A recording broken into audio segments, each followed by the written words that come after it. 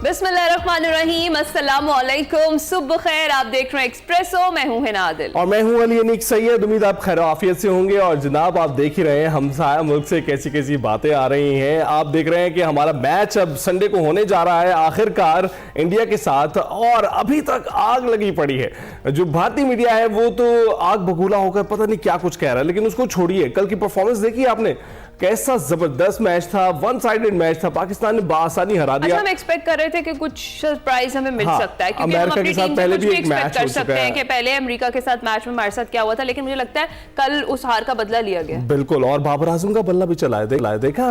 अभी तफसील से जरा बात करते हैं, क्योंकि बड़ी इंटरेस्टिंग बात है। T20 वर्ल्ड कप की बात करते हुए आपको बताया कि ICC men's T20 world cup में पाकिस्तान ने अमेरिका को बासानी 32 रन से शिकस्त देकर इवेंट में मुसलसल दूसरी कामयाबी हासिल कर ली है। और पाकिस्तान की जानिब से दिए गए 191 रन के जो ताकुब में अमेरिका की जो टीम थी वो मुकर्ररा ओवर्स में 8 विकेटों के नुकसान पर सिर्फ 158 रन ही बना सकी। बैटिंग की दावत मिलने पर पाकिस्तानी ओपनर्स ने जारहाना आगाज किया। साहबजादा फरहान ने 41 गेंदों पर 5 छक्के जड़े और 6 चौके लगाए। 73 रन की शानदार इनिंग्स उन्होंने खेली है। और हमारे जो स्टार बैटर हैं बाबर आजम, आखिरकार हमने देखा कि उनका बल्ला भी चला। हमें अक्सर उनसे ये शिकायत रहती है कि रन रेट कायम नहीं रख पाते हैं, लेकिन उन्होंने 32 गेंदों पर 46 रन बनाए।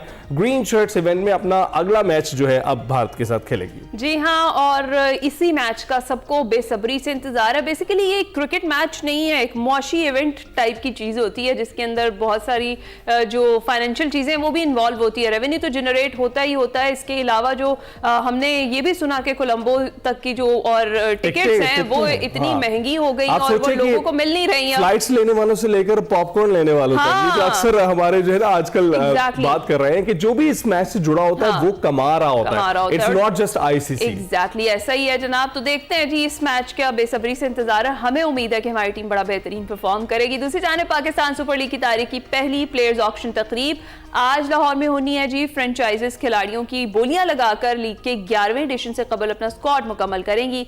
एक्सपो सेंटर लाहौर में होने वाली तकरीब में टीमें ऑक्शन के जरिए कम से कम 16 और ज्यादा से ज्यादा 21 खिलाड़ियों का स्क्वाड बना सकेंगी। PSL 11 के जो प्लेयर्स ऑक्शन है उसमें 880 खिलाड़ी रजिस्टर्ड हैं। टीमों को अपने स्क्वाड मुकम्मल करने के लिए 50 करोड़ 50 लाख रुपए का बजट हासिल होगा, जहां रिटेन और डायरेक्ट साइनिंग के मुआवजे बजट में शामिल होंगे। और उधर पाकिस्तान सुपर लीग के मैचेस पहली बार पेशावर में भी कराने का फैसला कर लिया गया है। रवां साल PSL के मैचेस पेशावर के इमरान खान क्रिकेट स्टेडियम में भी मुनाकिद होंगे। मोहसिन नकवी का कहना था कि कौमी टीम के 60% खिलाड़ियों का ताल्लुक खैबर पख्तूनख्वा से है, जो सूबे में मौजूद टैलेंट का वाज़ेह सबूत है। और चेयरमैन PCB मोहसिन नकवी ने कहा कि भारत के साथ खेलने से इनकार का जो मकसद है वो बांग्लादेश को इज्जत दिलाना था। बांग्लादेश से नाइंसाफी हुई थी, अब तमाम मुतालिबात मान लिए गए हैं। बांग्लादेश ने जो जो चीज़ें कही उनकी वो कबूल हुई और दैट्स इट। हमारा अपना कोई इसका ज़ाती मकसद नहीं था इसमें कि हम अपना कोई ज़ाती मकसद निकालते, वो जो मर्जी बातें कर लें इसके ऊपर, लेकिन प्योरली हमारा काम सिर्फ बांग्लादेश से रिलेटेड था और उसी के ऊपर गवर्नमेंट ने फैसला किया। और जब उनकी चीज़ें मानी गई, एक्नॉलेज हुआ कि उनके साथ ज्यादती हुई है, तो उसके बाद हम वापस किए। हमारी टीम के तकरीबन 60% के करीब जो प्लेयर्स हैं वो खैबर पख्तूनख्वा से हैं और यहाँ पे पोटेंशियल बहुत ज़्यादा है। KPK के स्पोर्ट्स बोर्ड के साथ जो हमारा डोमेस्टिक है वो बड़ा क्लोजली काम कर रहे हैं और यहाँ पे एकेडमीज़ के लिए और ग्राउंड्स के लिए इन्होंने काफ़ी डिटेल में वर्किंग की है और आपको अगले दिनों में उसके रिजल्ट नज़र आएंगे, ताकि यहाँ पे हम रीजनल स्पोर्ट जो टैलेंट आ रहा है उसको हम जितना ज़्यादा प्रमोट कर सकें वो पाकिस्तान की क्रिकेट के लिए बेहतर है। गुफ्तगू आपने सुनी। इस तमाम से सूरत-ए-हाल पर बात कर सलीम खालिक साहब और सैयद मोहम्मद अवैस साहब स्पोर्ट्स के तजज़ियाकार हैं, इस वक्त हमें ज्वाइन कर चुके हैं। बहुत बहुत शुक्रिया आप दोनों का। सबसे पहले हम सलीम साहब आपकी जानिब आएंगे, कैसा लग रहा है इस वक्त जो है बड़ा माहौल बन गया है। हम 2 मैचेस जीत गए हैं और उसके बाद जो तीसरा मैच है हम देख रहे हैं कि बहुत एक्साइटिंग होने वाला है। बिल्कुल, और मुझे भी बड़ा इत्मीनान महसूस यूं हो रहा है कि इंडिया के खिलाफ यूजुअली मैच से पहले एक खदशा रहता है कि यार हार गए तो इवेंट से ना बाहर हो जाएंगे ना। अब हम लोग रिलैक्स हैं। अब लोग, और यही मैं अपनी टीम को मैसेज देना चाहूंगा कि अब आपके सर पर कोई तलवार नहीं है फिर आज से इवेंट से, क्योंकि अगला मैच तो नामीबिया से, वो तो जीत ही लेंगे इंशाल्लाह। तो इंडिया से मैच में ऑल आउट जाएं, हार का खौफ जहन से निकालें और टाइगर बनकर खेलें। कोशिश करें पूरी कि जो आपकी असल सलाहियत है उसके मुताबिक खेलें, क्योंकि यूजुअली हम यही देखते हैं जब इंडिया से मैच होता है ना, खिलाड़ी डर जाते हैं, एक खौफ होता है कि यार पता नहीं क्या हो जाए आगे, क्या वो चीज निकालें, अपना नेचुरल गेम खेलें और बिल्कुल इनको पिछाड़ें, क्योंकि 50% से ज्यादा प्रेशर आपके ऊपर हट चुका है, क्योंकि 2 मैच शुरू में जीत लिए। अमेरिका से मैच में पिछले जो वर्ल्ड कप की एक तल्ख यादें डरा रही थी, वो भी एक चीज थी, लेकिन उस चीज को शुक्र है आने नहीं दिया प्लेयर्स ने अपने ऊपर और आराम से मैच जीत लिया। तो अब इंडिया के खिलाफ मैच ऐसे खेलें कि नजर आए कि ये पाकिस्तान टीम ने आज इंडिया को जो हाल किया है वो देखने वाला है। बिल्कुल ठीक। अमेरिका मैच देखा होगा आपने, तो उस मैच में साहबजादा फरहान ने बड़ी अच्छी इनिंग खेली, लेकिन एक शिकायत मुझे उनसे ये है कि 41 मैचेस हो गए हैं उनके, 950, 100 कोई नहीं है, 80 या 81 नॉट आउट उनका हाईएस्ट स्कोर है। एक ओपनर के पास T20 में सबसे ज्यादा मौका होता है कि वो सेंचुरी करे, तो 50 के रिलैक्स कर जाते हैं, आगे बढ़ाएं इसको, क्या पता इंडिया के खिलाफ हो जाए। हाँ, रिकॉर्ड वैसे उन्होंने अपना बना लिया है T20 में 1000 रन मुकम्मल करने का कल के मैच। बाबर की बड़ी तारीफें कर रहे हैं अली, मुझे पता है। अभी सलीम खान साहब आगे कल के परफॉर्मेंस पे आते हैं, पूछते हैं अवैस से कि उनका क्या कहना है कल वाले मैच पे। अवैस, आपको नहीं लगा कि हमने जो बदला था अपना 2024 की हार का वो ले लिया, और कहीं ना कहीं जो अमेरिकी टीम है वो पाकिस्तान की जो स्पिन मिस्ट्री है उसको समझ नहीं सकी? देखिए, पाकिस्तान तो आपको पता है इस पूरे मैच के अंदर इस टूर्नामेंट में स्पिन ज्यादा हैवी आपको नजर आया। फिर जब आप बैटिंग ऑर्डर की बात करते हैं, सबसे ज्यादा इशू पाकिस्तान के मिडल ऑर्डर का। और अच्छी बात है कि जिस तरीके से शाहजादा फरहान ने परफॉर्म किया, साइम अयूब अनफॉर्चुनेटली उसको कंटिन्यू नहीं कर पाए, लेकिन मिडल ऑर्डर के अंदर हमेशा याद रखिएगा जो टॉप 3 के बैट्समैन होते हैं वो आपके फिक्स होते हैं, कि आपको पता होता है ये टॉप 3 के बैट्समैन है। जो मिडल ऑर्डर है वो फ्लक्चुएट होता रहता है according to the condition. Babar Azam को ऐसी इनिंग्स की जरूरत थी, और बाबर आजम को ऐसे कुछ प्लेयर्स चाहिए थे उनके साथ जो कि जारहाना खेले और वो अपनी नेचुरल गेम खेले। कल वही चीज आपको नजर आई कि बाबर आजम थोड़े सेट हुए, उनको बाउंड्रीज इजीली अपना क्लियर करने में उनको आसानी हो गई थी। शताब खान की जो इनिंग्स थी वो बहुत एक जबरदस्त इनिंग्स, उस टाइम के ऊपर जरूरत थी आपको ऐसे स्कोर की जहाँ पर उन्होंने आके स्कोर किया। तो पाकिस्तान की ओवरऑल परफॉर्मेंस बड़ी जबरदस्त हुई है, लेकिन इस जीत के साथ कुछ चीजें होती हैं जिसपे लिटरली हमें शायद फिर भी सोचना पड़ना है ऐसा पाकिस्तान टीम। वो ये है कि आपका जो बॉलिंग यूनिट है, खास करके पेस बैटरी की आप बात करें, वो आपको एज सच ज्यादा तगड़ा नजर नहीं आ रहा। कल फिर मैं हैरान था कि जब आपको पता है शाहीन शाह अफरीदी फॉर्म में नहीं है, उनको मार पड़ रही है, तो आपके पास एक अच्छा ऑप्शन फहीम अशरफ वाला था, आपने उनको फिर यूटिलाइज नहीं किया। स्पिनर्स तो आपके डोमिनेट कर गए, लेकिन कुछ मैचेस के अंदर ये ऐसे होते हैं, खास करके 2 प्लेयर्स की बात करूं, नवाज हो गए, फहीम अशरफ, ये आपके जेन्युइन ऑलराउंडर्स हैं, और इन ऑलराउंडर्स को आपने कहीं ना कहीं इस लाइमलाइट के अंदर रखना जरूरी होता है कि ताकि वो हर मैच खेले और हर मैच में उनको यूटिलाइज किया जाए, ताकि बड़े क्रंच मैचेस के अंदर वो प्रेशर फील ना करें। लेकिन ऑब्वियसली जो टीम मैनेजमेंट वहाँ बैठी है हमसे बेहतर समझती है, लेकिन मैं कह रहा हूँ कि शाहीन शाह अफरीदी का जो डिप है फॉर्म के अंदर, हाँ बिल्कुल, क्योंकि उनका 100वां मैच है, आपने देखा T20 में उनका 100वां मैच है। अभी तो उनको बड़े अच्छे फॉर्म में होना चाहिए था, उनकी ग्रिफ्ट जरा मजबूत होनी चाहिए थी, लेकिन कमेंटेटर्स तक ये बात कर रहे थे कि उनकी परफॉर्मेंस में डिप आ रहा है और ना ही उनकी वो स्पीड नजर आ रही है जो पहले थी। अच्छा सलीम खालिद साहब, आप बताइएगा कि मैच पर तफसीलन, बैटिंग पर खुसूसन तफसीलन बात करते हैं, लेकिन उससे पहले बताइएगा जो शायकीन आपने देखे श्रीलंका के, उन्होंने लगता है कि हक अदा किया है, वो पाकिस्तानी शर्ट्स पहनकर वहां बैठे हुए थे। देखिए, मैं 2-3 बार श्रीलंका जा चुका हूँ, मैंने हमेशा देखा वहां भी, इवन ऑस्ट्रेलिया में भी मैंने देखा कि जब मिलते हैं श्रीलंकन और उनको पता लगे हम पाकिस्तानी हैं तो बहुत इज्जत करते हैं। और क्रिकेट की वजह से और ज्यादा, क्योंकि हमने हमेशा श्रीलंका का साथ दिया है क्रिकेट में भी, वो लोग पाकिस्तानियों प्लेयर्स को बहुत पसंद करते हैं, ओवरऑल भी पाकिस्तानियों को वो लोग पसंद करते हैं। तो ये एक बहुत अच्छी चीज है। इस वर्ल्ड कप में भी हमें अच्छी सपोर्ट मिल रही है कि वतन से दूर वतन वाला माहौल मिल रहा है। श्रीलंकन भी बड़े स्वीट होते हैं और अच्छे लोग होते हैं। अब लेकिन अब पाकिस्तान टीम को भी ऐसा परफॉर्म करना चाहिए कि वो खुश भी हो हमारे, अब परफॉर्मेंस पे आए। जी बिल्कुल, और फिर सपोर्ट करते रहे। फिर एक मैच अगले राउंड में हमारा पड़ना है श्रीलंका से, उस मैच में देखते उस मैच में देखते क्या होता है। अच्छा, अब परफॉर्मेंस की बात, आपने बाबर आजम का जिक्र किया, कैसा लगा आपको देख के उनका खामोश बल्ला जो है वो बड़े अरसे बाद उसने रन उगले? मुझे अच्छा लगा। बाबर ने बाद में कवर कर लिया, लेकिन शुरू में जिस तरह वो खेल रहे थे 17-18 या से ज्यादा बॉल्स पे उन्होंने बहुत कम रन बनाए थे, उस वक्त एक तशवीश हो रही थी। इसी चीज की वजह से बाबर अपने ऊपर प्रेशर लेते हैं। मसला ये होता है कि बाबर शुरू में जाके ना वो दिफाई हॉल में बंद हो जाते हैं, डॉट बॉल्स बहुत ज्यादा खेलते हैं। फिर वो जब स्कोर बोर्ड देखते हैं कि यार मैंने तो इतने रन बनाए, फिर वो ऊंचा शॉट खेलकर आउट हो जाते हैं, जैसे पहले मैच में नेदरलैंड्स के खिलाफ। कल शुक्र है कि उनका बैट चल गया और उन्होंने बाद में कवर कर दिया। तो ये चीज जो बड़े बड़े क्रिकेटर्स हैं ना वो भी बोल रहे हैं। मैंने कल भी बताया था आपको कि आईसीसी की पॉडकास्ट पे रिकी पॉन्टिंग ने भी बोला, रवि शास्त्री ने भी ये बात बोली कि बाबर को शुरू से ही जाके थोड़ा सा एग्रेसिव अंदाज दिखाना होगा। एग्रेसिव अंदाज तो मतलब नहीं कि आंखें बंद कर दो छक्के मार दो। बाबर की कवर ड्राइव तो दुनिया भर में मशहूर है और बाबर जैसे बैट्समैन के लिए क्या मुश्किल है कि गैप तलाश करना है, क्या करना। चलो चौके छक्के नहीं लग रहे, एटलीस्ट 2-3 बनाओ, कुछ ऐसा करो कि रन बॉल तो हो, उससे वो प्रेशर नहीं आएंगे। बिल्कुल ऐसे। अच्छा, बाबर के हवाले से ये एक बात करते हैं। बाबर के हवाले से नाकदीन कुछ कहते हैं कि ये जो बड़े मैचेस होते हैं, प्रेशर वाले मैचेस होते हैं, उसमें परफॉर्म नहीं कर पाते हैं और छोटी टीमों के खिलाफ इनका स्कोर अच्छा होता है। सबसे पहले यही सवाल अवैस आपसे करना चाहूंगा मैं। देखें, बाबर आजम का एक चीज तो है कि अगर मैंने जैसे अभी सलामी भी बता रहे थे, विकी पॉन्टिंग की आप बात कर लें, बड़े प्लेयर्स तो उनके ऊपर बात कर रहे हैं। मैं सीरियसली बहुत बड़ा फैन नहीं हूँ बाबर आजम का, बहुत से व्यूअर्स पसंद नहीं करेंगे जो बात कर रहा हूँ, लेकिन एक चीज समझनी पड़ेगी, वो ये है कि बाबर आजम ने जितनी भी इनिंग्स आज तक खेली है उसने ओपन किया है, हार्डली वन डाउन पोजीशन पे आया। वर्ल्ड कप जैसे बड़े इवेंट के अंदर उसको अचानक ला के जिस पोजीशन पे आपने खिलाया, पूरा बैटिंग ऑर्डर चेंज कर दिया, जो कि जो मर्जी कर ले इंसान उसके ऊपर प्रेशर आ जाता है, क्योंकि आपको बैटिंग पकड़ी चीज हो। वो प्लेयर है जिसमें वो कहता है दायरा लगा हो और वो स्कोर कर सकता है, जो वो ओपन में करते थे।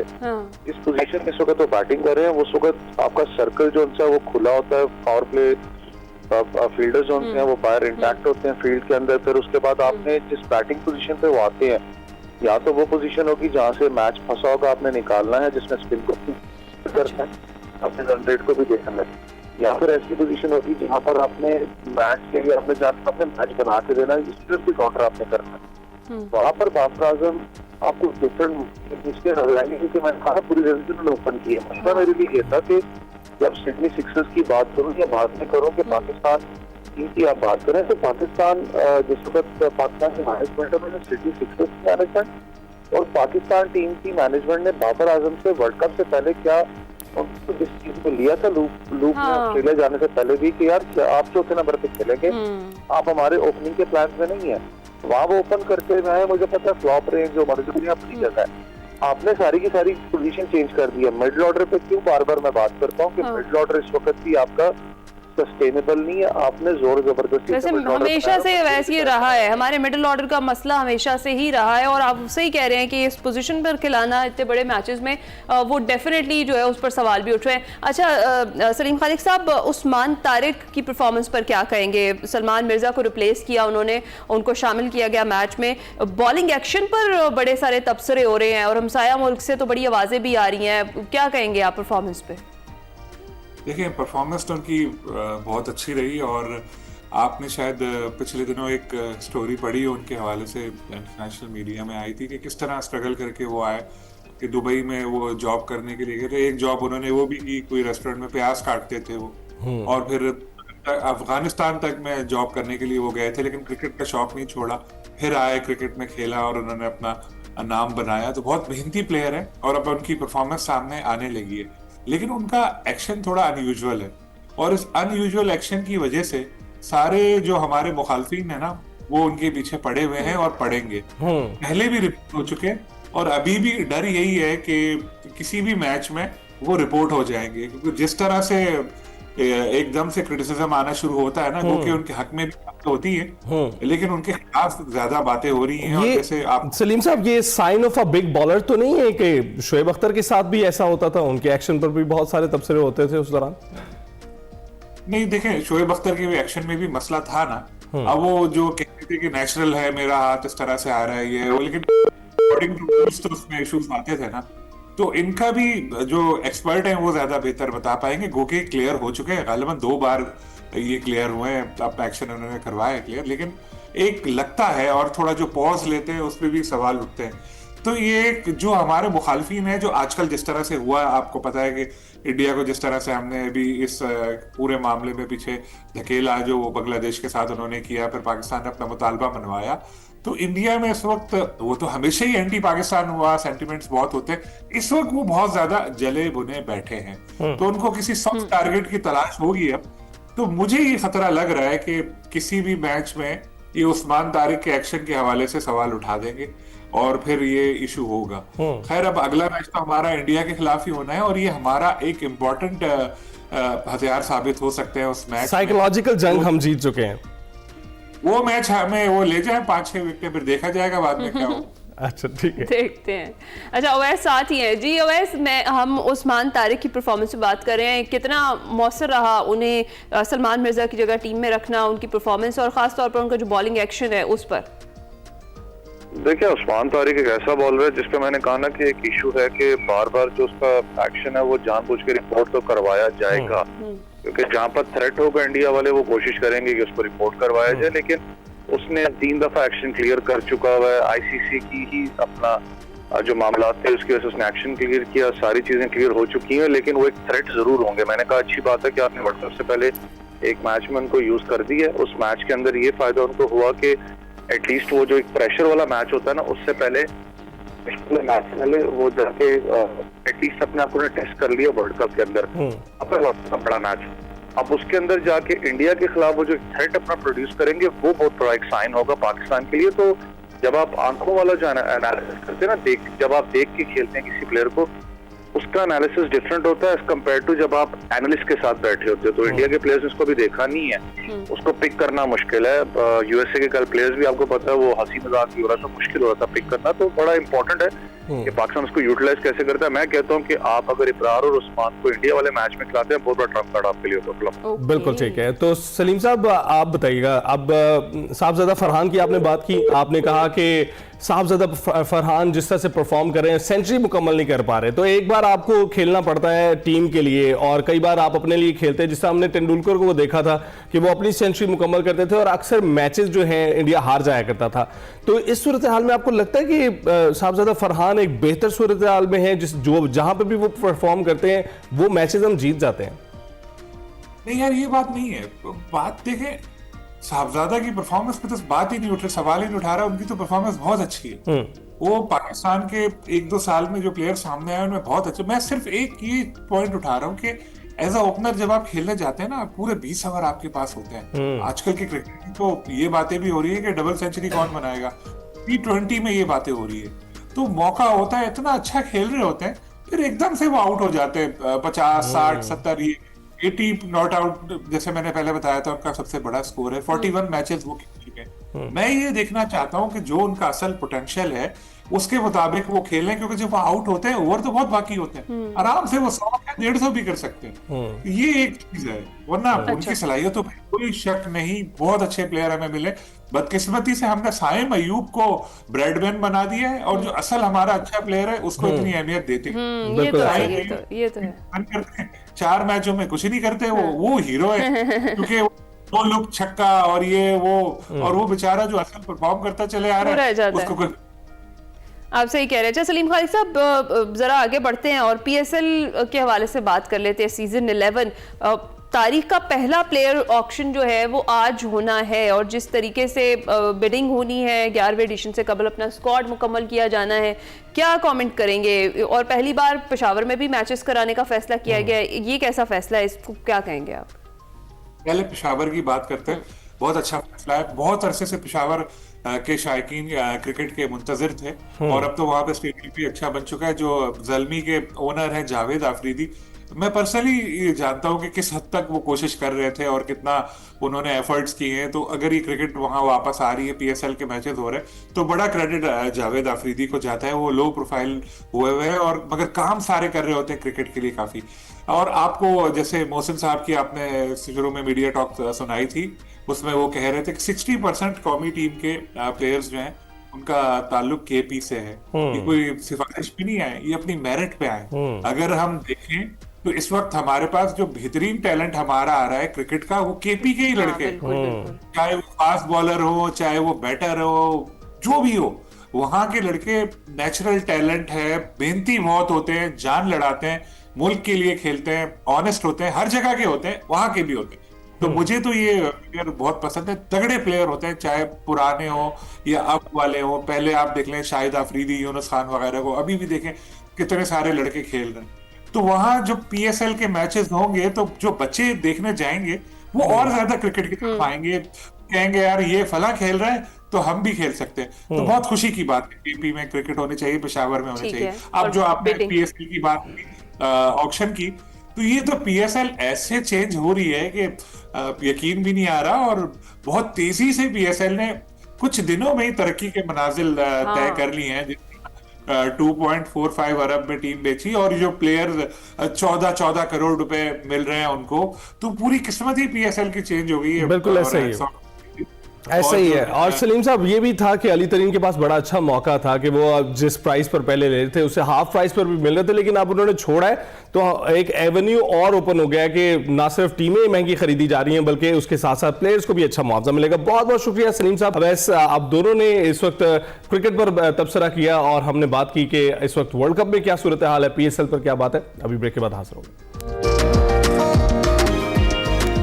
Welcome back to Express. जनाब, पाकिस्तान डिजिटल मुस्तकबिल की जानिब एक अहम कदम बढ़ा चुका है और वज़ीर आज़म शहबाज शरीफ ने मसनूई ज़हानत यानी AI के हवाले से एक बड़ा और तारीखी ऐलान कर दिया है। वज़ीर आज़म के मुताबिक पाकिस्तान 2030 तक AI के शोबे में $1 अरब की सरमायाकारी करेगा ताकि मुल्क को जदीद टेक्नोलॉजी के मैदान में आलमी सतह पर हम पल्ला बनाया जा सके। इंडस AI वीक की इफ्तिताही तकरीब से खिताब करते हुए वज़ीर आज़म शहबाज शरीफ का यह कहना था कि आज पाकिस्तान मसनूई ज़हानत के मैदान में दुनिया के शाना बशाना चलने के लिए पुरअज़्म और मुकम्मल तौर पर तैयार है। उन्होंने वाज़ेह किया कि AI के फ़वाइद भी हैं और चैलेंजेस भी, मगर मौजूदा दौर का सबसे बड़ा तकाजा यह है कि पाकिस्तान के नौजवानों को जदीद इल्म और डिजिटल महारतों से आरास्ता किया जाए। First safe city in Pakistan was established in Lahore. First IT university was established in Lahore. Today, Pakistan is absolutely ready on its toes to join the world in the field of AI. We will launch a nationwide program to train 1 million non-IT professionals in AI skills. Is committed to invest $1 billion in AI by 2030. 1,000 fully funded PhD scholarships in AI to our boys and girls all over the country by 2030.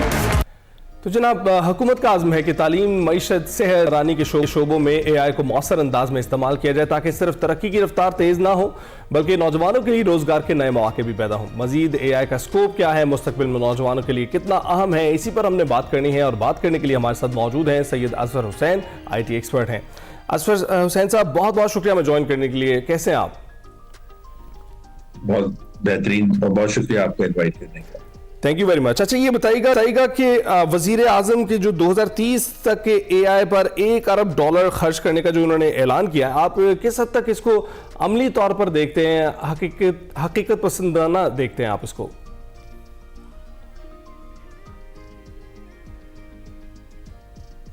जी, बहुत अच्छा इक़दाम है वज़ीर आज़म साहब का और ये दुनिया भर में ज़ाहिर है आपको इन्वेस्ट करना पड़ता है और उससे ही तरक्की होती है।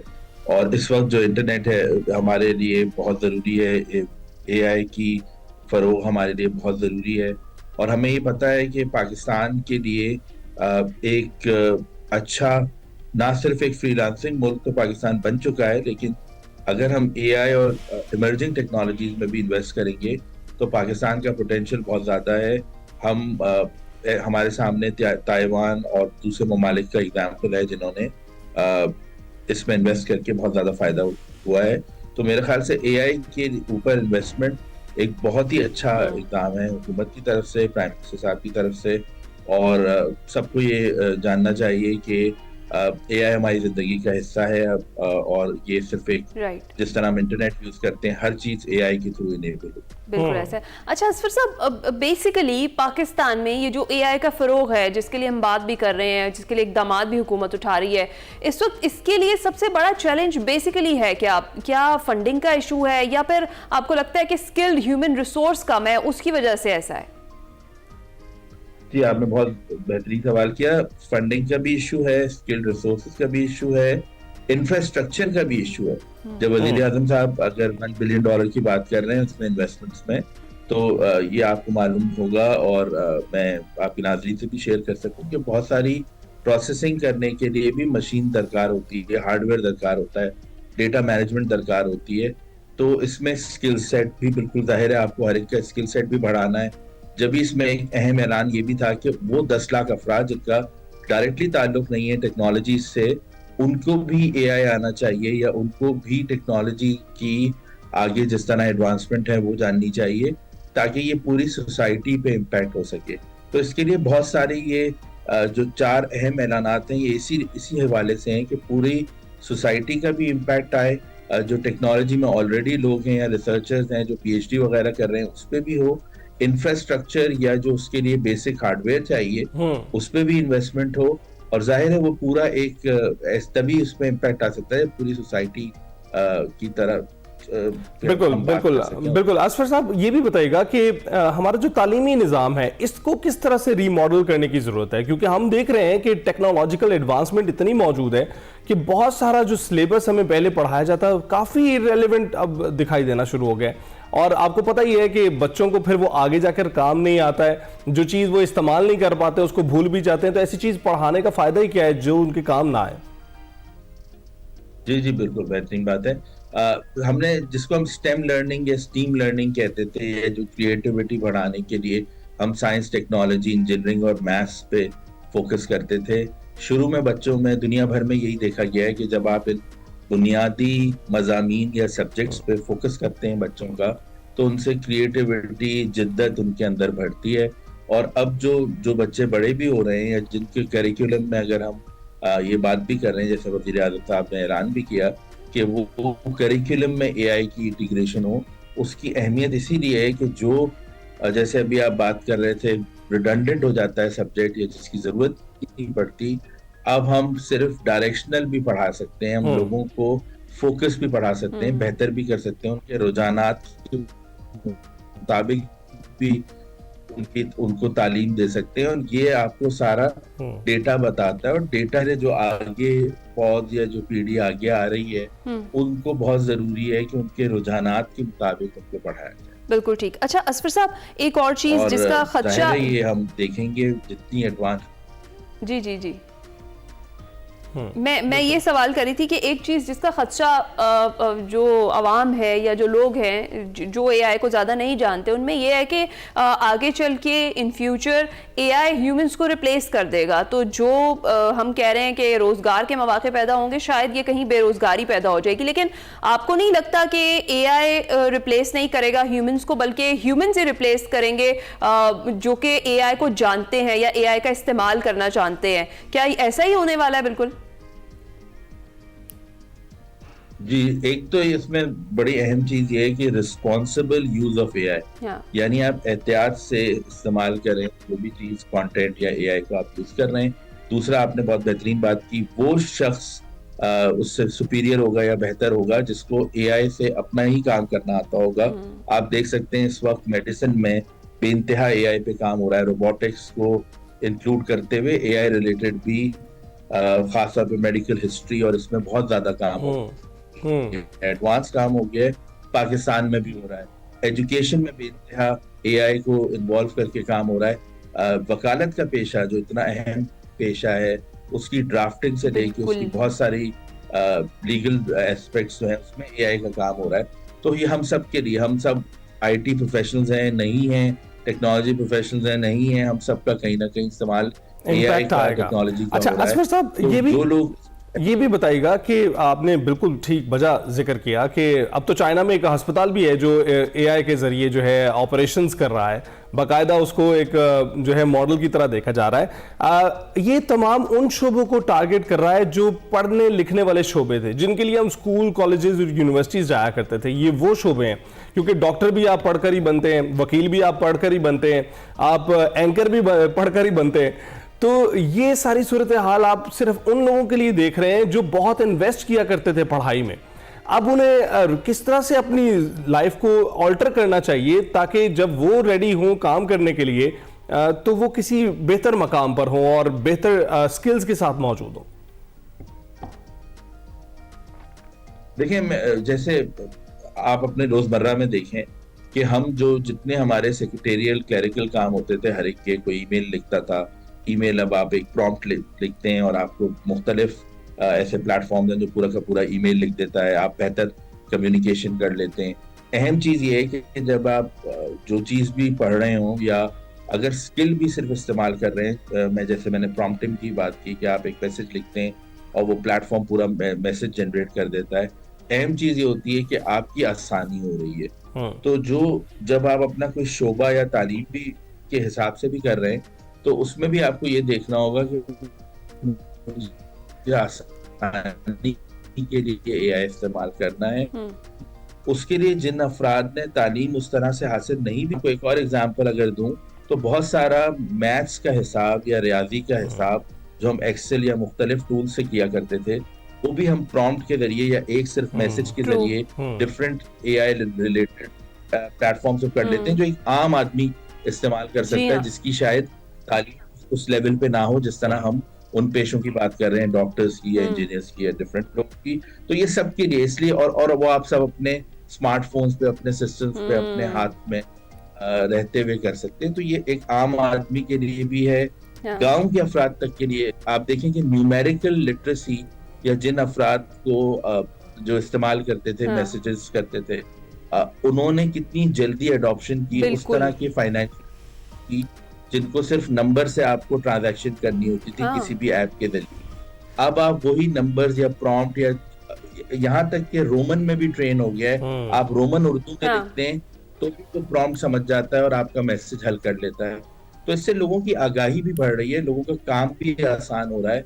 और अगर इसको हम अच्छी तरह लोगों में ट्रेन करें, मैं यही चीज पूछना चाह रही थी इन दी एंड के डेफिनेटली हुकूमत भी इसमें इन्वेस्ट कर रही है और डिजिटल स्किल्स से जो हमारे नौजवान हैं उनको आरास्ता करने के लिए ताकि नए रोजगार के मौके भी पैदा हो और हमारी सहूलत के लिए भी। जिस तरह आपने कहा कि हर शोबा जिंदगी में एआई का इस्तेमाल है और हर वो शख्स जो इसका इस्तेमाल कर सकता है वो अक्लमंद है और वो इसका इस्तेमाल सीखे, वो जरूरी भी है। कितना ज्यादा जरूरी है कि इसको मौसर अंदाज में ये इस्तेमाल किया जाए? देखिए, इसके लिए थोड़ा सा ट्रेन भी करना पड़ेगा लोगों को कि इसको इफेक्टिव यूज करें। जैसे हम अक्सर यूनिवर्सिटीज में बात कर रहे होते हैं कि किस तरह एक अच्छा इफेक्टिव मैसेज लिख के आप मुख्तलिफ जो ऑलरेडी चलने वाले प्लेटफॉर्म्स और एप्स हैं उनसे अपना मैसेज ले सकते हैं। प्रेजेंटेशन बनानी हो, मैसेज लिखना हो, ईमेल लिखना हो, कम्युनिकेशन करनी हो। इसी तरह उन अफराद के लिए हम इस्तेमाल करें उस तमाम डेटा को, क्योंकि डेटा की बुनियादी डेटा और उस इंफॉर्मेशन से ही हम अच्छा एक एआई चैनल या एलएलएम्स या प्लेटफॉर्म बिल्ड कर सकते हैं।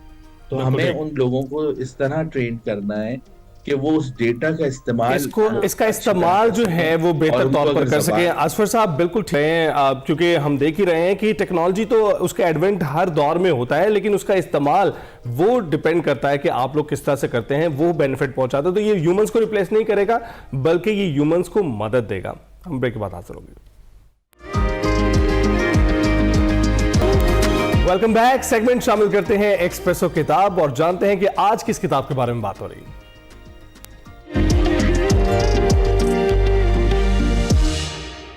अस्सलाम वालेकुम नाज़रीन, मैं वकार अहमद और आप देख रहे हैं एक्सप्रेसो किताब। गिलगित में हूँ और गिलगित उनजा में आमद जो होती है वो इस हवाले से होती है कि यहाँ पे जो प्रोग्रेसिव ज़हन है इनसे हम कुछ रहनुमाई लें।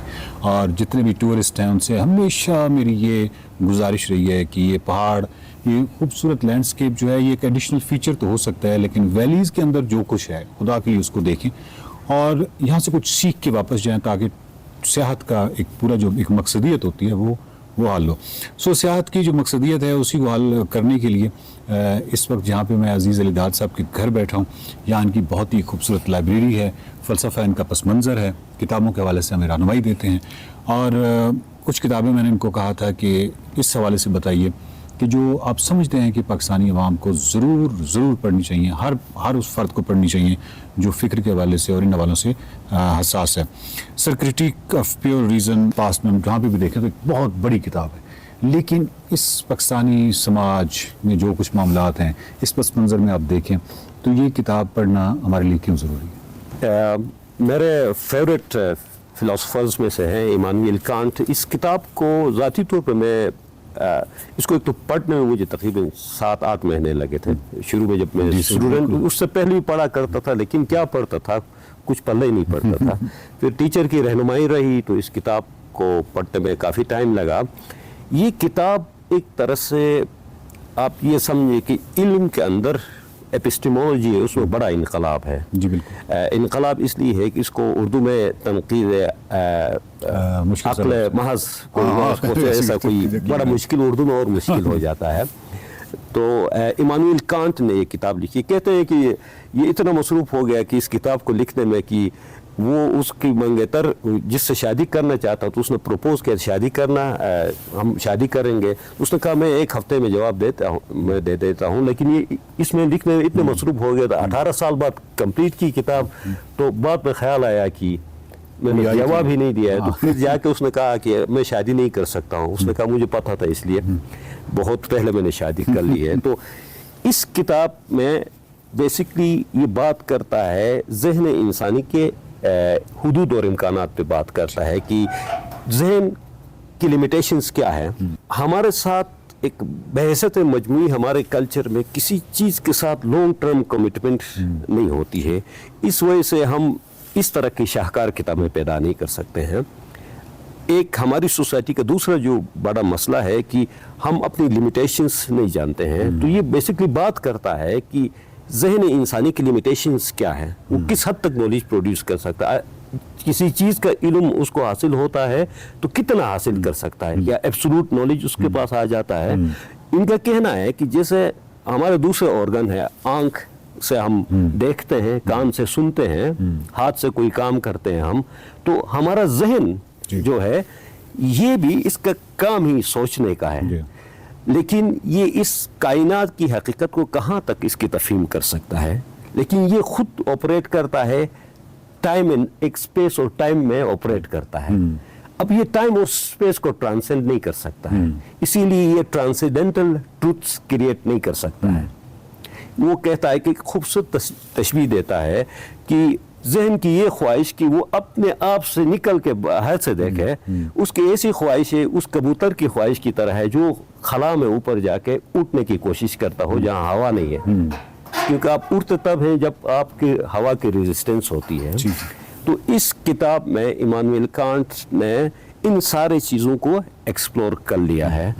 तो ज़ाती तौर पे हम आइडिया से डिसएग्री कर सकते हैं, लेकिन एक राइटर से मैं ज़ाती तौर पे एक स्टेज के बाद आजकल ये हो रहा है कि उसके आइडियाज़ तो आपको याद रहेंगे नहीं रहेंगे अलग बात है, आप एग्री करेंगे डिसएग्री करेंगे, लेकिन वो राइटर किसी चीज़ की तरफ अप्रोच कैसे करता है, वो ऐसा कि किस तरह से इस एहल हुआ कि वो इस तरह से सोच सके।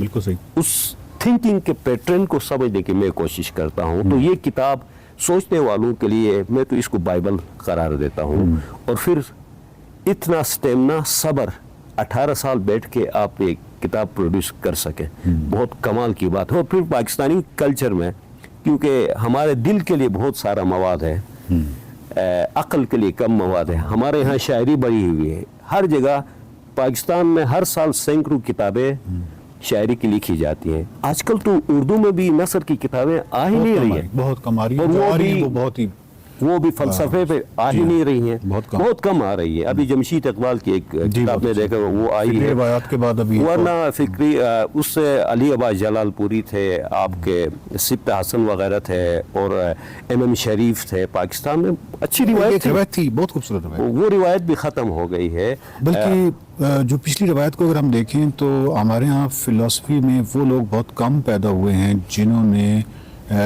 उस फ़िलासफ़ी को बयान करते हुए अपना कुछ तबसरा या अपनी कुछ सोच भी साथ शामिल करके कुछ न्यूनेस पैदा करने की कोशिश की हो। जनरली ये होता है कि हमारे यहाँ जो तारीख़ फ़लसफ़ा या फलां इस तरह की वो एक ऐसी निसाबी कुतुब सी ज़्यादा लगती हैं, उर्दू में भी। अच्छा, जमशेद इकबाल की जो किताब अभी आई वो बहुत अच्छी थी, फ़िक्री रवायात, और फिर वजदमानी और इत्तिका। वो वजदमानी और फ़िक्री रवायात फिर वही हम कह सकते हैं कि पूरा एक एवोल्यूशन जो है एपिस्टेमोलॉजी का या उसका है। लेकिन ये जो किताब है वजदमानी और इत्तिका, ये कम से कम आप पढ़ के आपको अच्छा लगेगा। अभी तो आई नहीं, मैंने उसको पढ़ा है PDF फॉर्म में, बट जैसे कुछ नया है, जैसे कुछ उसने नया कुछ करने की कोशिश की और बहुत अच्छा जमशेद इकबाल साहब ने किया। फिक्शन के हवाले से मैं आपसे ये सवाल पूछ लेता हूँ कि फिक्शन में भी जब हम जाते हैं वेस्ट में, तो हर जितने बड़े नावल्स हैं उन्होंने कुछ बड़े आइडियाज़ प्रोड्यूस किए और बड़े इन्फ्लुएंशियल रहे हैं। हमारे यहाँ फिक्शन में इस चीज़ की कमी नज़र आती है, जुज़ियात निगारी ज़्यादा है, बट अगर हम कहें कि कुछ एक पूरा नावल पढ़ने के बाद क्या मैं कुछ मुख्तलिफ इंसान बनाऊँ या कुछ ऐसी चीज़, कोई ऐसा आइडिया, वो बड़ा काम आता है। देखिए, ये फिक्शन के साथ सिर्फ फिक्शन नहीं, पूरा अदब के साथ ये मसला है, क्योंकि जिस हवा में हम सांस ले रहे होते हैं वहाँ उस हवा में जो फिक्र होगी हम उसको इंटरनलाइज कर लेंगे। क्योंकि फिलोसफिकली हम बहुत ही गरीब है, फिक्री तौर पे गरीब है, तो हमारी अदब में वो रिचनेस नज़र नहीं आती है। ये मैं क्रिटिक अदीबों से ज़्यादा मैं जो हमारे मुफक्किर है पाकिस्तान के दानिश्वर हैं, सोते यहाँ से आइडियाज़ अफकार निकलते हैं, उनका कसूर है। क्योंकि सोचने के लिए, पढ़ने के लिए वो चीज़ें हैं ही नहीं, माशरे में वो चीज़ें डिस्कस नहीं हो रही है। अब मगरिब में क्योंकि फ़िक्री नावल, फ़िक्री शायरी का बहुत बड़ा ट्रेंड है। मैं ज़ाती तौर पर जर्मन पोइट हॉर्डनलिन को ज़्यादा पढ़ता हूँ। आप गोइते पढ़ें, उन्होंने नावल भी लिखे हैं, शायरी भी लिखी है, फ़िक्र से भरपूर शायरी। इस बात को करते हुए ये आपकी जो हाथ में किताब है, ये अपने आने के बाद आने वाले फिक्शन पे कितनी ज़बरदस्त तरीके से असरअंदाज हुई है। तो ये वो जो फिक्री लोग हैं वहाँ पे जहाँ से सोते फूटते हैं वहाँ थोड़ा हमारा कुछ बंजरपन है। तो वो जो चश्मे फूटते हैं फिक्र के, वही सैराब करते हैं आपके अदब की ज़मीन और अदब के जहन को, तो वो सोते ही खुश हो रहे हैं यहाँ पाकिस्तान में। मेरे पास लाइब्रेरी में आपको दिखा दूंगा 60s और 70s में पाकिस्तान फिलोसॉफिकल कांग्रेस के जर्नल छपता था। मेरे पास वो कॉपीज़ हैं। वहाँ आप हैरान होते हैं, इंटरनेशनल लेवल के फ़िलासफ़र्स वहाँ लिख रहे हैं, मुख्तलिफ मज़ामीन लिख रहे हैं, पाकिस्तान के खुद फ़िलासफ़र्स उसमें लिख रहे हैं। वो ट्रेडिशन ख़त्म हो गई है। वो ट्रेडिशन क्या, मैं 60s में अखबार, कोई 60s की पुरानी अखबार के इश्तारात देखता हूँ तो मैं बड़ा हैरान होता हूँ कि क्वांटम मैकेनिक्स पे या क्वांटम फिजिक्स पे नथिया गली में एक बहुत बड़ी कॉन्फ्रेंस हो रही है। तो पता नहीं ढाका में हो रहा है, ये जब जवाल का सफ़र है, हालांकि हमें आगे जाना चाहिए था, लेकिन बहरहाल वो वजूहत आपसे बेहतर कौन जानता है। तो ये किताब जो है ये नाज़रीन ज़रूर पढ़िएगा, बहुत ही अच्छी किताब है। फ़िक्री सोते जो यहाँ से फूटते हैं, ये जब आपको सैराब करेंगे तो ना सिर्फ ये कि आपकी क्वालिटी ऑफ लाइफ, यानी फ़लसफ़ा पढ़ने का मकसद, नफ्सियात पढ़ने का मकसद, ये बुनियादी तौर पे ये होता है कि हमारे यहाँ एक्चुअली इल्म के हवाले से ये किया जाता है कि शायद हम इसलिए पढ़ते हैं ताकि हम आगे लेक्चरर बन जाएंगे। वो तमाम चीज़ें जो आपकी महरी ज़िंदगी को बेहतर करती हैं, आपको तासुबात से दूर करती हैं, आपको इन तमाम खौफों से दूर करती हैं। तासुब और खौफ इंसान की क्वालिटी ऑफ लाइफ को पूरी तरह असरअंदाज होता है और बहुत मनफी असरअंदाज होता है। तो ये किताब ज़रूर पढ़िएगा। देखते रहिए एक्सप्रेसो किताब।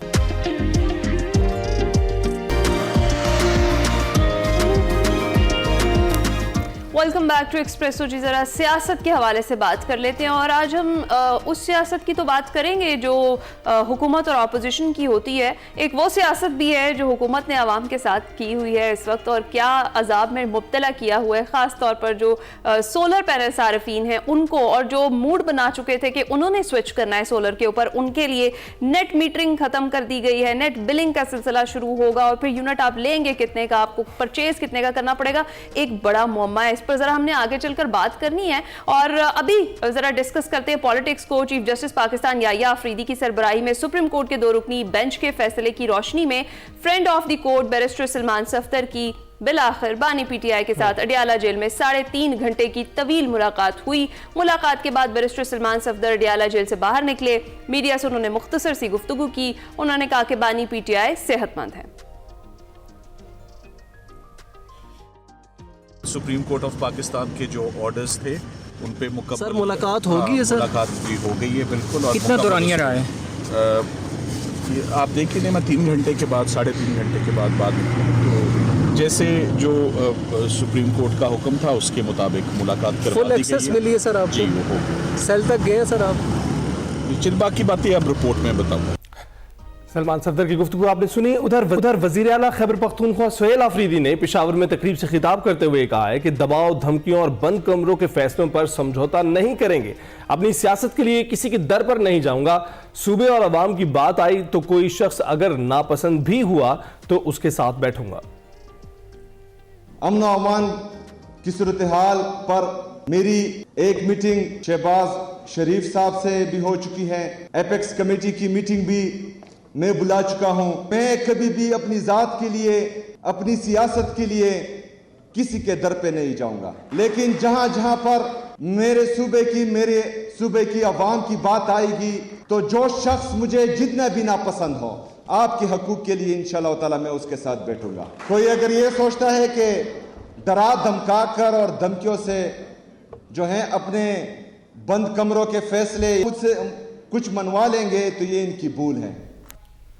और दूसरी जानिब खैबर पख्तूनख्वा में अमन अमान की सूरत हाल का जायजा लेने के लिए आला सतह का जो इजलास है वो हुआ, जिसमें बहुत सारे अहम फैसले किए गए। एलामिये के मुताबिक मालाकंड डिवीजन में सूबाई हुकूमत के नज़्म व नस्क को मॉडल के तौर पर नाफिज करने का फैसला अब कर लिया गया है। मॉडल को खैबर पख्तूनख्वा के जो मुतासर अजला हैं, बिलखुसूस खैबर, औरकज़ई और कुर्रम में मरहलावार नाफिज किया जाएगा और रवां साल PSL के मैचेस पेशावर में भी कराए जाएंगे। और इजलास में वज़ीर आला खैबर पख्तूनख्वा सुहेल आफरीदी, वफाकी वज़ीर दाखिला मोहसिन नकवी, वफाकी हुकूमत के नुमाइंदों और आला सिविल और अस्करी हुकाम की जानिब से शिरकत की गई। सूबाई वज़ीर कानून आफ्ताब आलम ने इजलास में मईशत और अमन अमान से मुताल्लिक किए गए फैसलों की जो तफसील है वो शेयर की, डिटेल्स बताई। मुतासरा इलाकों में अमन अमान बेहतर होते ही सर्विसेज सिविल इंतजामिया के हवाले की जाएंगी। मालाकंड में इख्तियारात पुलिस, CTD और सुबह नाफिज करने वाले इदारों को भी दिए जा रहे हैं। इसी तरह दूसरे अजला में जहां दहशतगर्दी के खिलाफ ऑपरेशन जारी है, वहां हालात बेहतर होने के बाद जो इख्तियारात हैं वो वापस पुलिस के हवाले कर दिए जाएंगे। ये सारी सूरत हाल है जिस पर हमने बात करनी है। हमें ज्वाइन कर चुके हैं आमिर असराना साहब, सीनियर तज्जिया कर रहे हैं। आमिर साहब अस्सलाम वालेकुम, सुबह खैर। सबसे पहले तो उसी मौजू पर हमने बात करनी है वो जिसका मैंने आगाज में ही जिक्र किया, जिसने सबको परेशान किया हुआ है। ये जो पहले ग्रीन एनर्जी की तरफ मुंतकिल होने के लिए फोर्स किया गया, कहा गया, उसके फायदे दिखाए गए और जब बहुत सारे लोग चले गए तो उसके बाद जो सूरत हाल अब बन रही है इस पर क्या कॉमेंट करेंगे? नेट मीटरिंग खत्म कर दी गई है, नेट बिलिंग का सिलसिला शुरू होगा, तो ये तो किसी एक तरह से अगर हम देखें तो ये डीमोरलाइज करने वाली बात है। अब लोग उस तरफ नहीं जाएंगे और वापस ग्रीन एनर्जी से रिवर्स हो जाएंगे। अब बहुत शुक्रिया। मैं समझ रहा था कहीं मुझसे सिर्फ सियासत पे बात ना हो, तो मैं पहले यही बात करने लगा था, लेकिन आपने चूंकि सवाल कर लिया। 2-3 चीजें हैं। देखें, जो एक तो इंडस्ट्री को पैकेज दिया प्राइम मिनिस्टर ने, बहुत अच्छा किया कि जी आप जो हमारी इंडस्ट्री है उसको तकाबली जायजे में बेहतर बनाने के लिए रियायत देते हैं, लेकिन उसका बदला आप ले रहे हैं जो गुर्बत की सतह से नीचे 100, 200, 300 यूनिट के सार्फिन है उन पे फिक्स चार्जेस लगा के। एक तो वो बड़ी अजीब बात है कि अगर आपने रियायत देनी है तो छू मंतर करें और जहां से मर्जी लाएं। आम आदमी, गरीब आदमी के ऊपर आप कैसे डाल सकते हैं? फिर ये जो नेट मीटरिंग की जिसके ऊपर हो रहा है, इसको समझने की जरूरत है। देखिए, मैं जाती तौर पे खुद सोलर सारिफ हूं, तो मैं अपनी जात से हटके बात करूंगा कि जी ठीक है, पहला जो फैसला है ना कि जी मुझे आप 22 रुपए दें, 26 रुपए यूनिट दें, वो ना दें। बिल्कुल ठीक बात है कि आप जो रिटर्न में देते हैं मेरे फालतू यूनिट का, आप वो मुझे ना दें, लेकिन उसके पैसे वो दे दें जो आप प्रोडक्शन कास्ट पे दे रहे हैं। तो आप 10 रुपए कर दें, 9 रुपए कर दें। लेकिन ये जो नेट मीटरिंग के ऊपर नेट बिलिंग का धंधा किया है ना, ये गंदा है। ये सरदार अवैस लगारी साहब पहले ठीक ठाक इस गवर्नमेंट को खजाने पे इस तरह लगा चुके हुए हैं कि जो PTV की फीस जो हर आदमी दे रहा था 35 रुपए, वो एक दिन की वाह बनी कि जी प्राइम मिनिस्टर ने खत्म कर दी और PTV जैसे इदारे को अब फंसा दिया है। वहां पे हर महीने तनख्वाहों के लाले पड़े हुए हैं और वो खत्म हो गया पैसा। अब ये कमाल दिखाया है इन्होंने सोलर पे कि जी जो यूनिट आप दिन में कंज्यूम कर लेते हैं, इट्स ओके, कर लिए, जो शाम में आप करेंगे वो हम लेंगे तो आपसे सस्ते में आपको बेचेंगे वही रेट पे जो सोलर सारिफ नहीं है। मैं बिल्कुल इस बात के हक में हूं कि मुझे कौमी खजाने में जिस तरह आम जिसके पास सोलर नहीं है उसी तरह मुझसे पैसे आप लें, लेकिन जो मेरा यूनिट बना है वो तो बदले में मुझे दे देना, उसके पैसे ना दें, सस्ते भी ना दें, लेकिन वो मेरा यूनिट टू यूनिट कास्ट करें। दिन में तो हो जाता है, शाम में ये सोलर क्यों लगाए लोगों ने, दुनिया क्यों आई इस तरफ ग्रीन एनर्जी की तरफ। यही अवैस लगारी साहब की ऑडियो पूरे सोशल मीडिया पे चली हुई है कि, और कल खुद कहा कि मैं मौजूद हूं इसका। आप मौजूद है भाई, आप है सरदार, आप है तुमनदार, आप ये कर सकते हैं सब कुछ, लेकिन ये आम आदमी को जिसको आप कह रहे हैं वो बड़ा अमीर आदमी है भाई, लोगों ने चाहे वो अमारत है, गुर्बत है, मिडिल क्लास है, लोअर मिडिल क्लास है, लोगों ने कमेटियां डाल के जेवर बेच के इस बिजली के महंगे बिल से बचाने के लिए ये सोलर की तरफ गए थे। तो हुजूर ये फ्रॉड ना करें लोगों के साथ, आप कम से कम यूनिट के बदले में यूनिट वापस करें।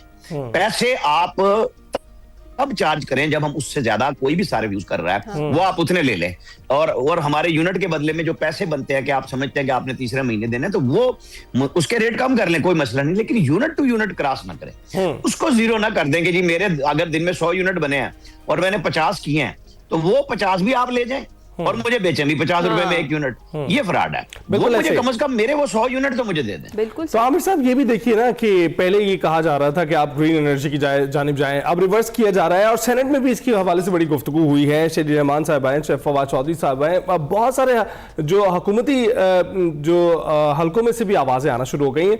आपको लगता है कि इससे हर कोई डसा जाएगा, इससे हर कोई मुतासिर होगा? क्योंकि अब तो ये कहा जा रहा था कि जब सोलर पैनल लग जाएंगे तो आम आदमी को रिलीफ मिलेगा इससे, क्योंकि बिजली की पैदावार बढ़ जाएगी। ये तो उल्टा हो रहा है कि आम आदमी पे मजीद बोझ बन रहा है और फिर सोलर वालों को भी जो है ना उनके लिए भी रेट्स बढ़ाए जा रहे हैं।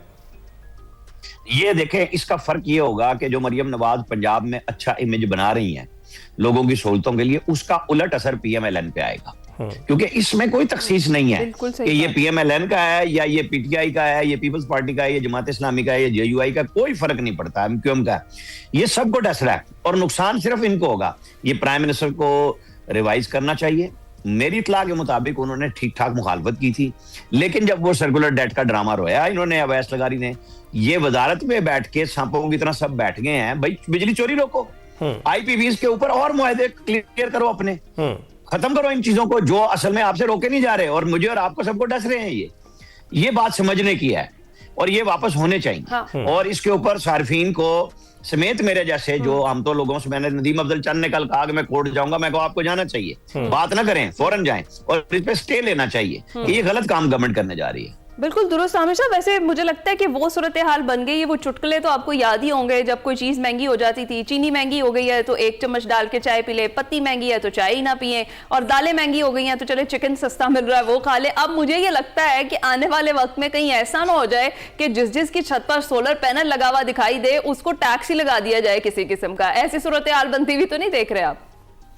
नहीं, लोग तो कह रहे हैं अब हवा पे भी, ऑक्सीजन पे भी आप टैक्स लगाने जा रहे हैं एनवायरनमेंट के नाम पे। मतलब ये तो बिल्कुल ही अजीबोगरीब सिचुएशन है। जैसे वो गीजर को अयाशी करार दिया था सरवर खान ने कि ये होना ही नहीं चाहिए, वो किसी और ही दुनिया से आए थे ना पहले पीआई, उसके बाद जब पीआईए में गए तो वहां उसका बेड़ा गर्क कर दिया एविएशन में, इधर बैठे थे तो ये मशवरे दे रहे थे पेट्रोलियम में।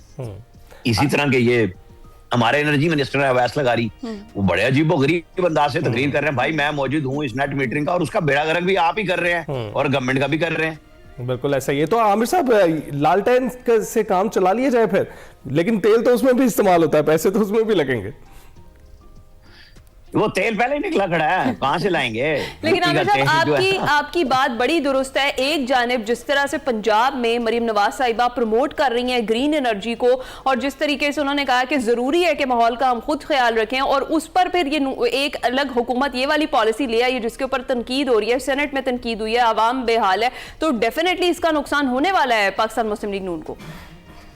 मेरा तो दिल करता है शहबाज शरीफ साहब को ना, जो उन्होंने भावलपुर में एक ग्रीन एनर्जी पार्क बनाया था ना, सोलर पार्क, बहुत मशहूर हुआ था इनके चीफ मिनिस्ट्री के दौर में, इनको ना वो तकरीर सुना देनी चाहिए कि आप सिर्फ अपनी सुन लें, किसी और को भी छोड़ दें, फिर आप हमें जवाब दे दें कि आपने क्या जमीन आसमान के कलाबे मिलाए थे शबाना रोज मेहनत करते हुए तो ये जो अब आप कर रहे हैं हमारे साथ, ये हम क्या करेंगे इससे? हाँ बिल्कुल ऐसे। और आमिर साहब, जिस तरह से प्रोटेस्ट हो रहा है, आवाम सरापा एहतजाज है, ये तो ऐड ऑन करेगा, ये तो जलती पे जो है वो तेल छिड़कने वाली बात है। डिसीजन क्या रिवर्स होगा आमिर साहब, इस पर सोचा जरूर जाएगा। अब जितने बड़े पैमाने पर बात हो रही है, डेफिनेटली सोचा तो जरूर जाएगा कि रिवर्स किया जाए इसे। देखें जी, हम तो अपनी बात यहाँ से कर रहे हैं, सोशल मीडिया से कर रहे हैं, जो लोग वैसे बैठे हुए हैं उनसे कर रहे हैं, और अगली बात मैंने प्राइम मिनिस्टर तक भी अपनी बात पहुंचाई है। और ये जो बातें मैंने आपसे कही हैं, मैंने कल रात उन तक ये सारी बातें पहुंचाई हैं। अब देखें, फैसला उन्होंने करना है, हम तो अपनी राय का इजहार करेंगे। बिल्कुल ठीक है। अच्छा, अब सियासत की भी बात कर लेते हैं। वहां पर कुछ बर्फ पिघलती हुई हमें दिखाई दे रही है। हमें बैरिस्टर सलमान सफदर की मुलाकात होती हुई दिखाई दी, और फिर हमने सुहेल आफरीदी साहब को भी देखा, कोर कमांडर साहब के साथ बैठे हुए थे, और उनका ये कहना है कि कोई नापसंदीदा शख्स भी होगा तो मैं आवाम के लिए उनके साथ जाकर बैठूंगा। आपको कुछ बर्फ पिघलती हुई लेकिन आमिर साहब पहले इंदिया दे चुके थे कि 8 के बाद मुलाकात हो जाएगी। देखिए, एक तो 8 वाली तो मुलाकात हो गई, बड़ी सुप्रीम कोर्ट चाहे बीच में आई। कल बैरिस्टर जफरुल्लाह कह रहे थे कि ये सुप्रीम कोर्ट ने सुओ मोटो इख्तियार इस्तेमाल किया, जो कि उसके पास अब रहा नहीं, वो आईनी अदालत के पास है। लेकिन चलें, अच्छी बात है कि मुलाकात होगी। मैं आपको बताऊं, मैंने आपके पास भी सुबह काफी दिन पहले कहा था कि लोग कह रहे हैं बन्नी गाला ले जाएंगे, जब वो मैंने आपके साथ बात की थी कि इमरान खान साहब का एक प्रोसीजर हुआ है और पिम्स हॉस्पिटल में हुआ है, तो तब मैंने ये बात कही थी। अब कल से बहुत सारे लोग कह रहे हैं कि ये 3 घंटे की मुलाकात ऐसे नहीं हुई। जब पीटीआई की तरफ से ये हुआ ना, बहुत ज्यादा लोगों ने कहा कि जी ये देखें, ये बैरिस्टर सलमान सफदर तो कल कह रहे थे कि मैं आऊंगा नहीं, और आज आ भी गए, और आज कोर्ट के दोस्त बन के, कोर्ट माइकस बन के चले भी गए। तो लोगों ने कहा यही काम आमिर फारूक साहब, जो आजकल सुप्रीम कोर्ट के जज हैं, वो इस्लामाबाद हाई कोर्ट के चीफ जस्टिस थे, जब नवाज शरीफ के पेशियां चली तो वो उस केस में मौजूद नहीं थे, लेकिन जब केस लगा तो वो आ गए अचानक, और उन्होंने बड़ी खुशी का इजहार किया, जिस तरह कल उनके लिए सलमान सफदर साहब के लिए हुआ था कि आमिर फारूक साहब ने कहा कि हाँ जी आजम नजीर तारिक साहब, उन्होंने कहा जी मैं तो ये रिक्वेस्ट करने आया हूँ कि नवाज शरीफ के केस आप ना इस वक्त अपीलें खत्म कर दें, जब वो वापस आएंगे तो लगा दें। तो उन्होंने वही लगा दी। तो क्या नवाज शरीफ की तर्ज पे अब इमरान खान की आंख को लेकर, तकलीफ को लेके कोर्ट की, क्योंकि कल पब्लिक होगी ना रिपोर्ट, क्या वो अटक वाली आएगी कि जनाब देसी बकरे, देसी मुर्गियां, देसी घी, फलां ये चीजें मौजूद हैं और ये मिल रही हैं, या साथ ही आएगा कि तबीयत बड़ी खराब है, जो बुशरा बेगम की बहन ने कल ट्वीट किया है, और उसमें पीटीआई ने कहा है कि सलमान सफदर साहब ने एक फिक्रा कह दिया, उन्हें रिविजिट करना चाहिए बात को और सही बात बतानी चाहिए कि तबीयत कैसी है, तो उससे लेके कोई रियायत होगी। लेकिन मैं आपको ये समझता हूँ कि आपने कुछ भी करना है ना, सियासी माहौल को बेहतर करें। इस मुल्क में इन्वेस्टमेंट के हवाले से, इस मुल्क में दाखिली सलामती के हवाले से जो बात आपने कही, जो केपी के वजीर आला की बात की आपने, उन्होंने बिल्कुल ठीक बात कही। उनका ना, वो मैं ये तो नहीं कहूंगा कि सॉफ्टवेयर अपडेट हुआ है, लेकिन उन्होंने अपने विजन को वसीतर कर लिया है अपने सूबे के आम आदमी के लिए, जो हम बार बार कहते थे कि हुजूर आप सियासत करें लेकिन लोगों के लिए करें। देखें, उन्होंने जमरोद में जिस दिन धुआंधार तकरीर करनी थी गुज़श्ता से पेवस्ता एतवार,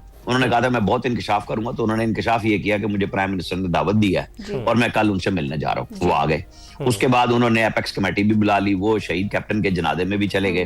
तो जो दुख दर्द थे, जो उनसे क्वेश्चन होते थे, वो खत्म हुए। और कल उन्होंने मोहसिन नकवी की मौजूदगी में कोर कमांडर से दोबारा मीटिंग की। अभी आपने उसका अहवाल सुना दिया कि मालाकंड और बाकी एरियाज में पुलिस को इख्तियारात दिए जाएंगे कि आप संभालें, कि जब आपकी हुकूमत जिम्मेदारी संभालने को तैयार है तो जो फौज है वो भी ये चाहती है, वफाकी हुकूमत भी चाहती है कि आप सूबाई इदारों को मजबूत करें, मरबूत करें, तो पैसे भी आपको मिलेंगे। मरियम नवाज जैसे कल बलूचिस्तान चली गई, वहां पे भी तो दुख था ना कि इतना बड़ा 15 शहरों पे आके हमले हुए, सब कुछ हुए, और 10 अरब रुपए वो लाइन फोर्सेस एजेंसीज के लिए पंजाब के अवाम की तरफ से दे के आए, क्योंकि सब हम है ना, बलूचिस्तान, केपी, आजाद कश्मीर, जीबी, पंजाब, सिंध, हम सब एक है ना।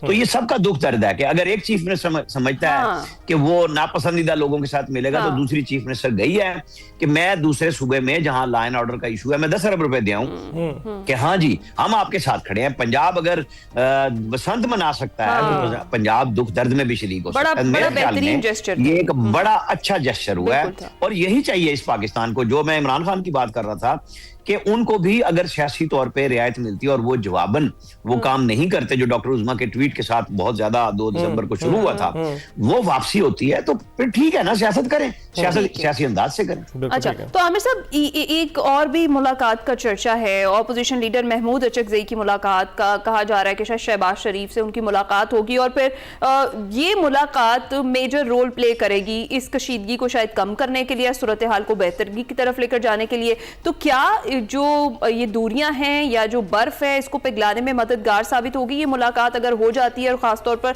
अगर महमूद अचकज़ई साहब मिलते हैं और उसके बाद डिसाइड करते हैं कि जो स्टेबिलिटी है उसकी तरफ लेकर जाना है, और कहीं इस मुलाकात की कोई तारीख या दिन तय हुआ हो, इस हवाले से आपके पास कोई खबर हो? देखिए, राना सनाउल्लाह प्राइम मिनिस्टर के साथ होते हैं और उन्होंने बड़ी खुल के कही थी कि प्राइम मिनिस्टर चल के अपोजिशन लीडर के चैम्बर में जा सकते हैं। अच्छा, होना ये था कि अगर आज आप और हम जो बात कर रहे हैं, इससे पहले प्राइम मिनिस्टर ये काम कर लेते सलमान सफदर से पहले, तो महमूद खान अचकज़ई को जनाब वो खुट गई थी, वो जनाब पीटीआई की ट्रोलिंग वो होनी थी उनके साथ, पीटीआई ने करनी थी कि आप मिल लिए, आपको ओहदा हमने दिलवाया, आप खत लिखते हैं, प्राइम मिनिस्टर आ जाते हैं। लेकिन अब जब सुप्रीम कोर्ट ने भी इंटरवीन कर लिया, इंटरनेशनल इदारों को भी मैसेज चला गया कि ऐसी बात नहीं है, उनके वकील की 3 घंटे मुलाकात हुई और वो 200-250 केसों में वो खुद कहते हैं मैं इमरान खान का वकील हूं, उनको कोर्ट का फ्रेंड करार देके उन्होंने भिजवा दिया। वो 3 घंटे मिला, 3 घंटे में ना रिपोर्ट नहीं बनती कि जी 6 कमरों की बैरक दी गई है और फलां की गई है। वहां बात वो हो रही है जो आप और हम सब समझ रहे हैं कि कुछ सियासी तौर पे बेहतरी की तरफ रास्ता बन रहा है, इलाज हो रहा है, इलाज के नाम पे मुलाकातें हो रही हैं। फिर एक पिटीशन जो 2.5 साल पुरानी है, उसके अंदर स्टार्ट में लिखा हुआ है फैसले में कि जी इमरान खान की जो रिपोर्ट आई थी वो आई थी 28 अगस्त 2023 को, वो रिपोर्ट थी 5 अगस्त से 18 अगस्त तक की। 23 अगस्त को सुप्रीम कोर्ट ने ऑर्डर किए थे कि जी इमरान खान की सेहत लाए।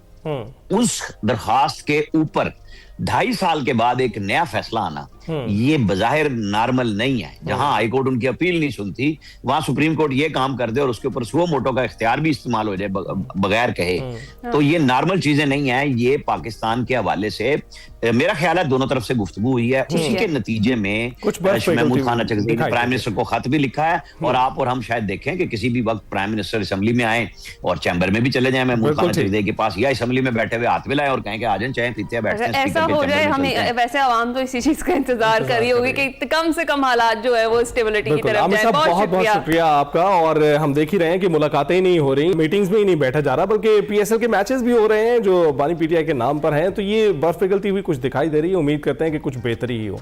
ब्रेक के बाद हाजिर होंगे।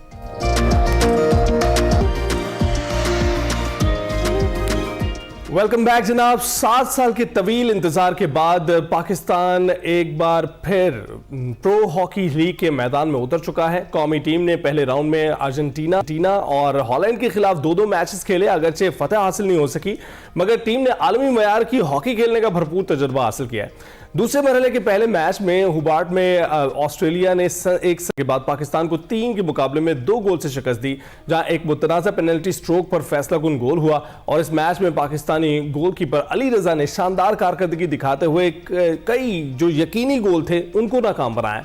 प्रो हॉकी लीग के इस अहम मरहले के बाद पाकिस्तान 15 फरवरी को ऑस्ट्रेलिया से मिस्र रवाना होगा, जहां वर्ल्ड कप क्वालिफायर मैचेस खेले जाएंगे। 2018 के बाद पाकिस्तान के पास एक बार फिर हॉकी वर्ल्ड कप में क्वालिफाई करने का सुनहरी मौका होगा। और आज भी सबकी नजरें कौमी टीम पर टिकी हुई हैं कि क्या पाकिस्तान हॉकी में अपना खोया हुआ मकाम दोबारा वापस हासिल कर पाएगा।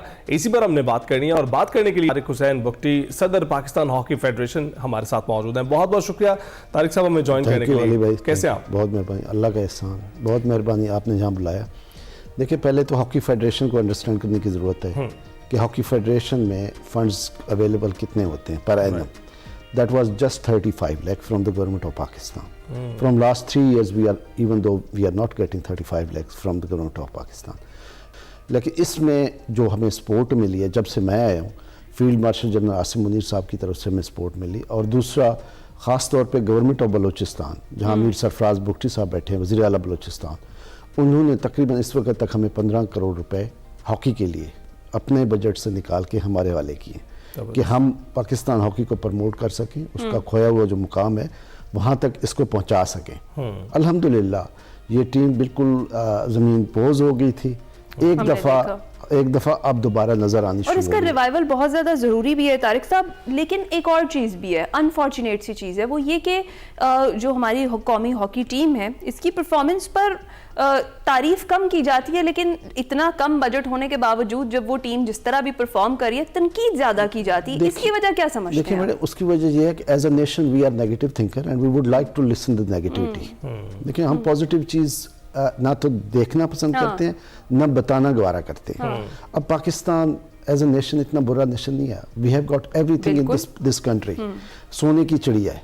लेकिन आप अगर जब खोलेंगे मीडिया को या टीवी चैनल्स को खोलेंगे तो उसमें नेगेटिविटी ही आपको नजर आएगी, क्योंकि वो लोग देखना भी वो पसंद करते हैं। जहाँ अभी पीटीआई की बात होगी लोग ज़्यादा वो उसको पसंद करेंगे, जहाँ नून लीग गवर्नमेंट में है उसको लोग इतना पसंद नहीं करेंगे सुनना। जमहूरियत के जो अहम सतून है, मीडिया और हुकूमत और जो लोग ओहदों पर बैठे हैं वो तमाम ही शामिल होते हैं, और हमारा काम तनकीद करना है, आपका काम उसको तब्दील करना है। जी जी बिल्कुल। तो हमारी तनकीद को तब्दील आप ही करेंगे, ऑन ग्राउंड आप ही मौजूद हम हैं। बर्दाश्त भी करेंगे, हम आपका जवाब भी देंगे। बिल्कुल ठीक। अच्छा, तो अभी हॉकी के लिए जो अभी जिन मराहिल से गुजर रही है, आपको क्या लगता है कि हम क्या अपने गोल्स अचीव कर पा रहे हैं जो हमारे जहन में सेट? अली भाई, पहले जब मैं आया हूँ 2024 में, तो हमारी वर्ल्ड रैंकिंग क्या थी? हम 18वीं पोजीशन पे थे। अल्हम्दुलिल्लाह उसको हमने इम्प्रूव किया, हम 14 पे लाने में कामयाब हुए, और उसके बाद अभी वर्ल्ड हॉकी में हम दाखिल हो चुके हैं। जिस तरीके से आपने कहा कि अब प्रो लीग में हमारी पार्टिसिपेशन, और हम अर्जेंटीना गए, अब ऑस्ट्रेलिया के खिलाफ जो कल मैच हुआ है वो देखने वाला मैच था। अगर पाकिस्तान ने नहीं देखा तो बहुत बड़ी गेम उनने मिस की है। यकीन मानिए यहाँ पे सब वर्ल्ड कप में ही लगे हुए हैं। नहीं, आखिरी जो क्वार्टर था ना, आखिरी क्वार्टर देखने वाला था, और ऑस्ट्रेलिया को वक्ता पड़ गया था कि ये गेम हमारे हाथ से निकल जाएगी। अगर वो प्लेंटी ना मिलता तो इक्वलाइज पे हम थे, बिल्कुल, और मुतनाज़ा था। अब आप देखें वो वर्ल्ड में 5वें नंबर पे और हम वर्ल्ड में 14वें नंबर पे, there is a huge difference. अभी लड़कों को जिस तरह अली रजा को इस दफ़ा हमने डाला, इससे पहले अब्दुल्ला और वो थे, मुनीब थे हमारे गोलकीपर, उस सेक्टर में हमें मालूम था कि हम थोड़ा कमज़ोर हैं। हमने ट्राई आउट किया इस दफ़ा अली रजा को। अब नए जो पीछे लड़के हमारे खड़े हैं, अच्छे लड़के हमारे पास मौजूद हैं। अब जंजुआ है, जंजुआ हमारे पास अच्छा लड़का मौजूद है, उसको भी हम ट्राई आउट करने जा रहे हैं इंशाल्लाह बहुत जल्द।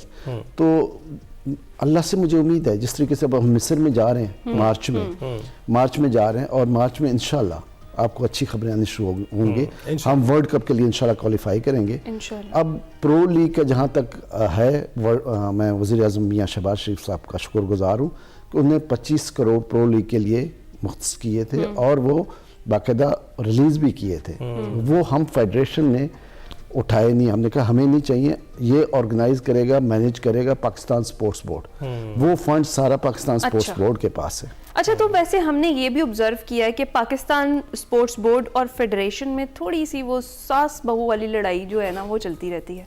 वो तो है, उस पे क्या कमेंट करेंगे आप? देखिए, वो होना तो नहीं चाहिए, वो भी गवर्नमेंट का अदारा है, हम भी गवर्नमेंट के अदारे हैं, हमें मिल के चलना चाहिए। अच्छा। हमारी ये आपस में रिफ्ट बनती नहीं है। अच्छा। हाँ, जहाँ चीज़ों को मैनेज करने की बात आती है तो फिर जिम्मेदारी उठा लेनी चाहिए। सारा मलबा फेडरेशन पे नहीं डालना चाहिए। देखिए, अभी 25 करोड़ उनके पास पड़ा है, अगर वो फिर भी फेडरेशन को कहे कि अर्जेंटीना का होटल आप कर लें, बाद में हमसे पैसे ले लें, या गलत बात है, या खाना अब वहाँ कर ले manage.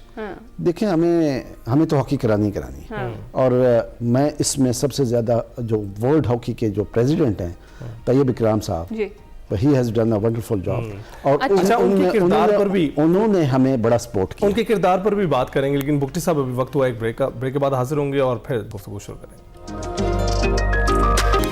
Welcome back to Express जी। ब्रेक पर जाने से पहले हम हॉकी के हवाले से बात कर रहे थे, हॉकी के रिवाइवल के हवाले से बात कर रहे थे, जो खदशात हैं और जो शिकवे शिकायत हैं फेडरेशन के, वो उन पर भी हम बात कर रहे थे। तारिक हुसैन बुक्टी साहब, सदर पाकिस्तान हॉकी फेडरेशन, हमारे साथ ही मौजूद हैं।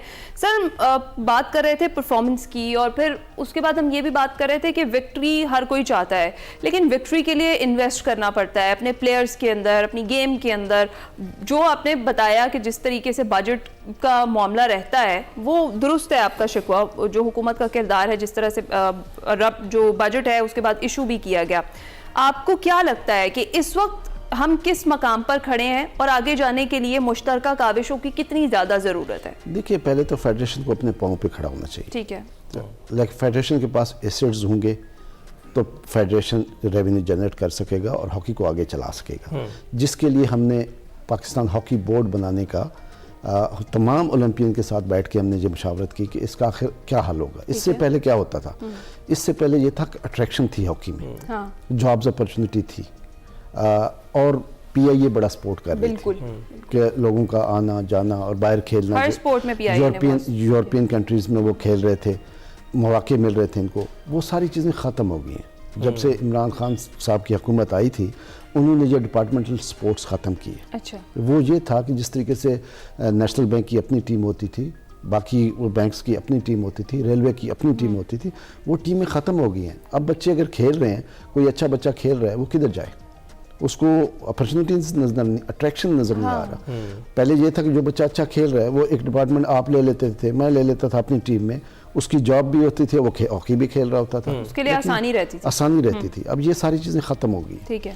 तो मैं ज़ाती तौर पे समझता हूँ कि इसको एसेट्स मिलें। ठीक है। अब स्टेडियम्स जितने भी ऑल ओवर द कंट्री वो हमारे हवाले नहीं है, वो तमाम पाकिस्तान स्पोर्ट्स बोर्ड और पंजाब स्पोर्ट्स बोर्ड और दूसरे जो स्पोर्ट्स बोर्ड है हमारे, उनके हवाले। अच्छा। हाँ, तो उसमें भी अगर हमने हॉकी करानी है तो हमारे जो ग्रॉस रूट लेवल के लोग हैं उनको 5,000 पे करके फिर एंट्री उनकी होती है कि आप गेम कराओ। अब आप देखें बच्चे मोबाइल में घुस गए हैं, उनको वहां तक निकाल के, गवर्नमेंट की भी कोशिश है, ये उनका विजन है प्राइम मिनिस्टर ऑफ पाकिस्तान का, कि बच्चों को वहां से निकाल के राना मशहूद साहब इसके हवाले से काम राना मशहूद साहब काम कर रहे हैं, राना सनाउल्लाह साहब काम कर रहे हैं कि बच्चों को मोबाइलों से खुदारा निकालें और स्पोर्ट्स में लेके आए। हम कोशिश कर रहे हैं कि बच्चों को हम मोबाइल से निकालें, न्यू जनरेशन को physically they will be fit while they are in the ground. अच्छा, एक और बात जिसकी वजह से देखें खिलाड़ी जो हैं, फंडिंग के मामला तो दोनों तरफ हैं, जहां पर फेडरेशन शिकायत कर रही है, वहीं पर खिलाड़ी शिकायत कर रहे हैं कि उनको डेली नहीं मिल रहे, नहीं मिल रहे। लेकिन जब से मैं आया हूँ अल्हम्दुलिल्लाह उनकी कोई डेलीज नहीं रहती। अच्छा। जब से मैं 2024 से जब से मैं आया, जितने टूर्स मैंने कराए, मैं मैक्सिमम टूर कराए मैंने, कोई देखें एक टूर 5 करोड़ का होता है, 10 के लगभग मैंने टूर्स करा चुका हूँ, जिसमें तकरीबन 40-35 करोड़ रुपीस इन्वॉल्व है। लेकिन मैंने मैनेज किया अल्हम्दुलिल्लाह, जहाँ से भी किया, गवर्नमेंट ऑफ बलूचिस्तान से किया, स्पॉन्सर पकड़ा, जिस तरीके से PTCL हमें सपोर्ट कर रही है अल्हम्दुलिल्लाह, स्पॉन्सर। इसी तरीके से रिवाइवल तो होगा, आपकी जो एफर्ट्स हैं वो बड़ी ज़बरदस्त हैं। एक और भी चीज़ है, जो हमारे इंटरनेशनल कोचेज़ हैं वो भी आना पसंद नहीं करते इन हालात को फिर देखते हुए। देखिए यही वजह है, वो इंटरनेशनल आप कोचेस की बात करें कि वर्ल्ड से हम लेके आए, उनको लाने के लिए पैसा चाहिए। एग्जैक्टली। अब एक कोच हम लाए थे रोनाल्ड ओल्डमैन, उसको 40 लाख पर मंथ हमें देना होगा। अब 40 लाख, आपका फंड 35 लाख है, ओवरऑल फंड इतना है, ओवर फंड आपका सालाना 35 लाख है। आप एक कोच रखोगे, करोगे क्या, उसका भी पूरा नहीं हो रहा, तो बच्चों को क्या दोगे, फेडरेशन को कैसे चलाओगे, तो ये इश्यूज हैं। अच्छा, एक और बात भी बख्शी साहब कि आप देखते हैं कि कुछ स्पोर्ट्स बिल्कुल नज़रअंदाज की जाती है। हम तो हॉकी तो हमारी नेशनल गेम है, लेकिन कुछ स्पोर्ट्स बिल्कुल नज़रअंदाज की जाती है, और जैसे ही कुछ उसमें कोई जीत मिलती है, कोई कामयाब होता है, सबकी तवज्जो उस तरफ चली जाती है। फिर हम क्रेडिट ले जाने के लिए सारे कहते हैं, फिर सारे इकट्ठे हो जाते हैं, फिर सारे कहना शुरू हो जाते हैं उसके मुतालिक। आपको लगता है जीत कुछ अहम किरदार अदा करती है उस स्पोर्ट्स की तरफ तवज्जो करवाना? जरूरी है। देखें, जीत के साथ सब कुछ चलता है। अगर आप एक दफा जीत जाए ना, तो सारी दुनिया आपके साथ। अब वो नदीम आपके सामने है, अरशद नदीम के पहले हालात क्या थे, जब उसने कामयाबी ली, दुनिया ने, सब ने उसको अप्रिशिएट किया। और अब वो स्पोर्ट्स में लोग शिरकत भी कर रहे हैं उसको, जैवलिन थ्रो को। इसी तरह देखो, हॉकी ने जितना दिया, मैं समझता हूँ किसी स्पोर्ट्स ने नहीं दिया।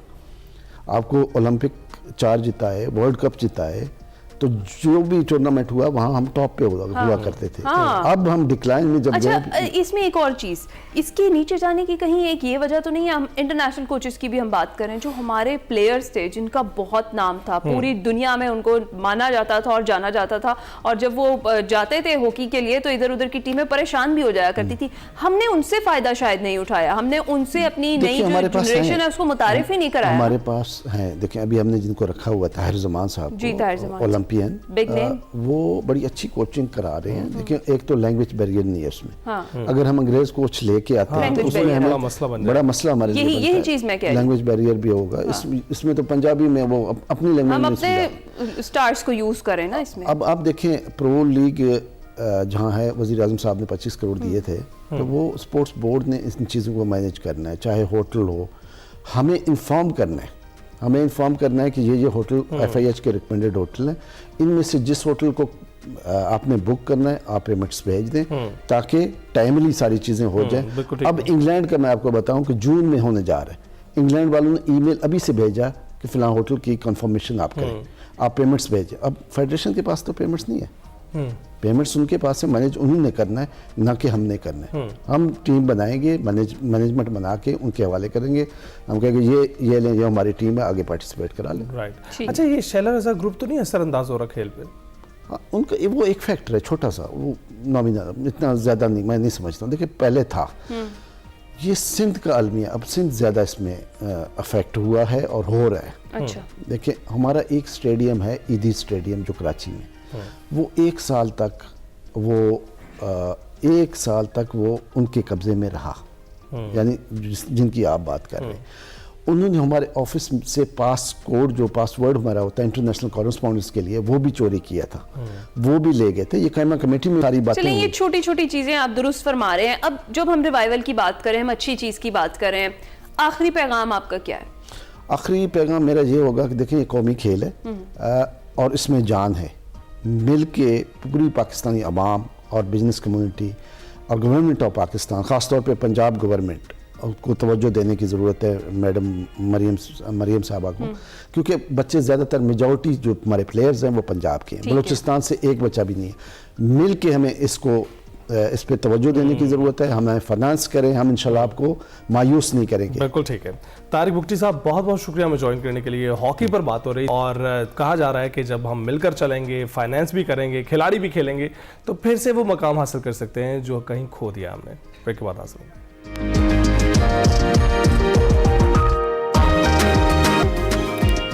Welcome back to Expresso. जी, अब आपकी मुलाकात करवाते हैं मिस्टर पंजाब से, बल्कि मिस्टर पाकिस्तान से। जी हाँ नाज़रीन, हमारे साथ स्टूडियोज़ में मौजूद हैं मुबशर मुस्तफ़ा ने कुछ अर्सा कबल ही पंजाब बॉडी बिल्डिंग एसोसिएशन के ज़ेर तमाम होने वाले बॉडी बिल्डिंग मुकाबलों में मिस्टर पंजाब का टाइटल भी जीता है। बॉडी बिल्डिंग एसोसिएशन के ज़ेर तमाम मुकाबलों की जो 4 कैटेगरीज हैं, उसमें सुबह पंजाब भर से 90 से ज़ायद जो तनसाज हैं उन्होंने पार्टिसिपेट किया और मुकाबलों के इख्तिताम पर कामयाब तनसाजों में मोटरसाइकिल्स और नकद इनामात भी तकसीम किए गए। इसके अलावा मुबशर बॉडी बिल्डिंग में बहुत सारे मजीद एजाज़ात भी जीत चुके हैं, उन्हीं से बात करेंगे उनके सफ़र के हवाले से। मुबशर, गुड मॉर्निंग, कैसे आप?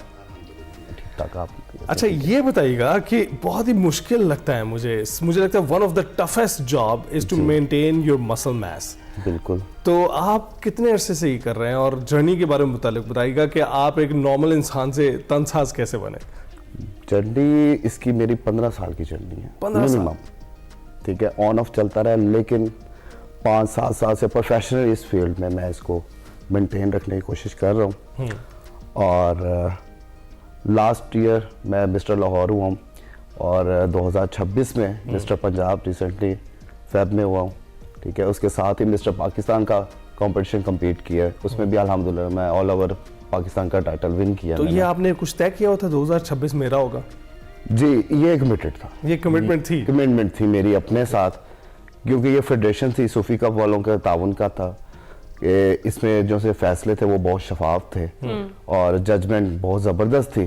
तो लास्ट ईयर ही मेरे माइंड में था कि यहाँ से मैंने कम्पीट करना है, तो हो सकता है मुझे पोजीशन जो मैं चाह रहा हूँ मुझे मिल जाए।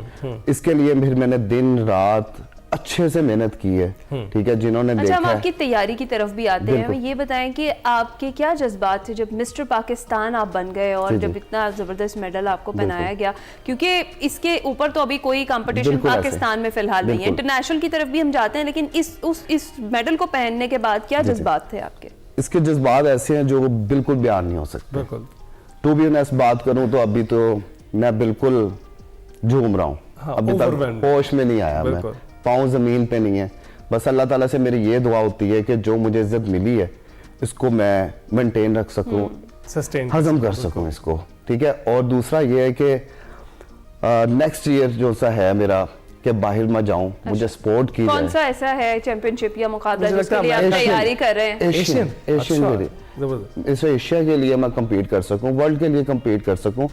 इतने मेरे पास वसाइल नहीं है, लेकिन मेरे अंदर इतने जम्स हैं कि मैं उसको आगे लेके जा सकूं, अपने मुल्क का नाम रोशन कर अच्छा, सकूं। इसमें भी मज़ीद आपको स्पॉन्सरशिप के जो मसाइल हैं वो भी आपको फेस करने पड़े? ऑब्वियसली ये जितनी तैयारी की है मैंने अपने बलबूते पे की है। अच्छा, तो कैसे ये तो बड़ा मुश्किल है। अगर मुबशर हम बात करें, इसमें तो खाली डाइट ही आपकी बहुत ज्यादा एक्सपेंसिव पड़ जाती है और टाइम वगैरह, ऊपर से आपके मसाज सेशन चलते हैं, उसके बाद आपने सप्लीमेंट्स वगैरह ऐड करते हैं, तो बहुत सारी चीजें आपकी कॉस्टली, फिर आपको इसके लिए पहले सरमाया इकट्ठा करना पड़ता है। आप इसके अलावा क्या करते हैं इसको मैनेज करने के लिए? मैं एज अ ट्रेनर जॉब करता हूँ। अच्छा, ठीक है, वहां से कुछ अर्निंग है, कुछ ऑनलाइन में काम करता हूँ, ट्रेनिंग करवाता हूँ, वहां से कुछ अर्निंग है। उसके बाद सेविंग्स है, बॉडी बिल्डर की सेविंग्स यही है वाले, वो सेव करता है, ठीक है, फिर एक टाइटल जीतता है या उस पर खेलने की कोशिश करता है, जो भी अपने पे इन्वेस्टमेंट करता है और वो नील हो जाता है, जीरो बचता, ये उसकी सेविंग है। जो इन्वेस्टमेंट करता है वो अपने पे करता है। पाकिस्तान की हद तक तो हम कंपीट कर सकते हैं। उसके बाद बाहर जाने के लिए वीजा चाहिए, टिकट्स चाहिए, ऊपर से वहाँ की रिहाइश वगैरह चाहिए, डाइट वगैरह तो चलो साथ साथ चलती रहती है। स्पॉन्सरशिप चाहिए जो गवर्नमेंट अभी तक इसको नहीं कवर कर रही। प्राइवेट स्पॉन्सर्स भी क्या ढूंढना मुश्किल है? मुश्किल हो जाता है ना, इसको गवर्नमेंट जब साथ नहीं दे रही, इसका कोई मतलब कि कोई सुपरविजन नहीं है, इसकी कोई मानता ही नहीं है बॉडी बिल्डिंग को। आज तक पाकिस्तान में इसको सपोर्ट नहीं किया गया, ठीक है। इंटरनेशनल लेवल पे इसको देखा जाए तो सारे सपोर्ट करते हैं, इसके अच्छे इनाम आते हैं। ये तो सूफी कव्वालों की मेहरबानी, उन्होंने 1 to 5 रखा पंजाब में, पाकिस्तान में 2 लाख रुपए इनाम दिया। अगर बाकी आप ऑल ओवर फेडरेशन देखें जो गवर्नमेंट के साथ थोड़ा बहुत अटैच भी हैं, वो तो कुछ भी नहीं देते। सबसे मुश्किल सवाल का जवाब देना हमारे लिए ये होता है, शर्मिंदगी होती है जब कोई स्टूडेंट या कोई रिलेटिव या कोई नॉर्मल पर्सन भी हमारे से ये सवाल करता है आपको मिला क्या है। तो वो इतना पेनफुल क्वेश्चन होता है कि हम वहां पे पांव से जमीन निकल जाती है, क्या जवाब दें इसको। क्या मिला? एक सर्टिफिकेट, एक मेडल, और ये शुरू से चलता आ रहा है। सिर्फ ये एक फेडरेशन है जिसने 1 to 5 दिया इनाम में, पंजाब के, पाकिस्तान में 2 लाख रुपए कैश दिया।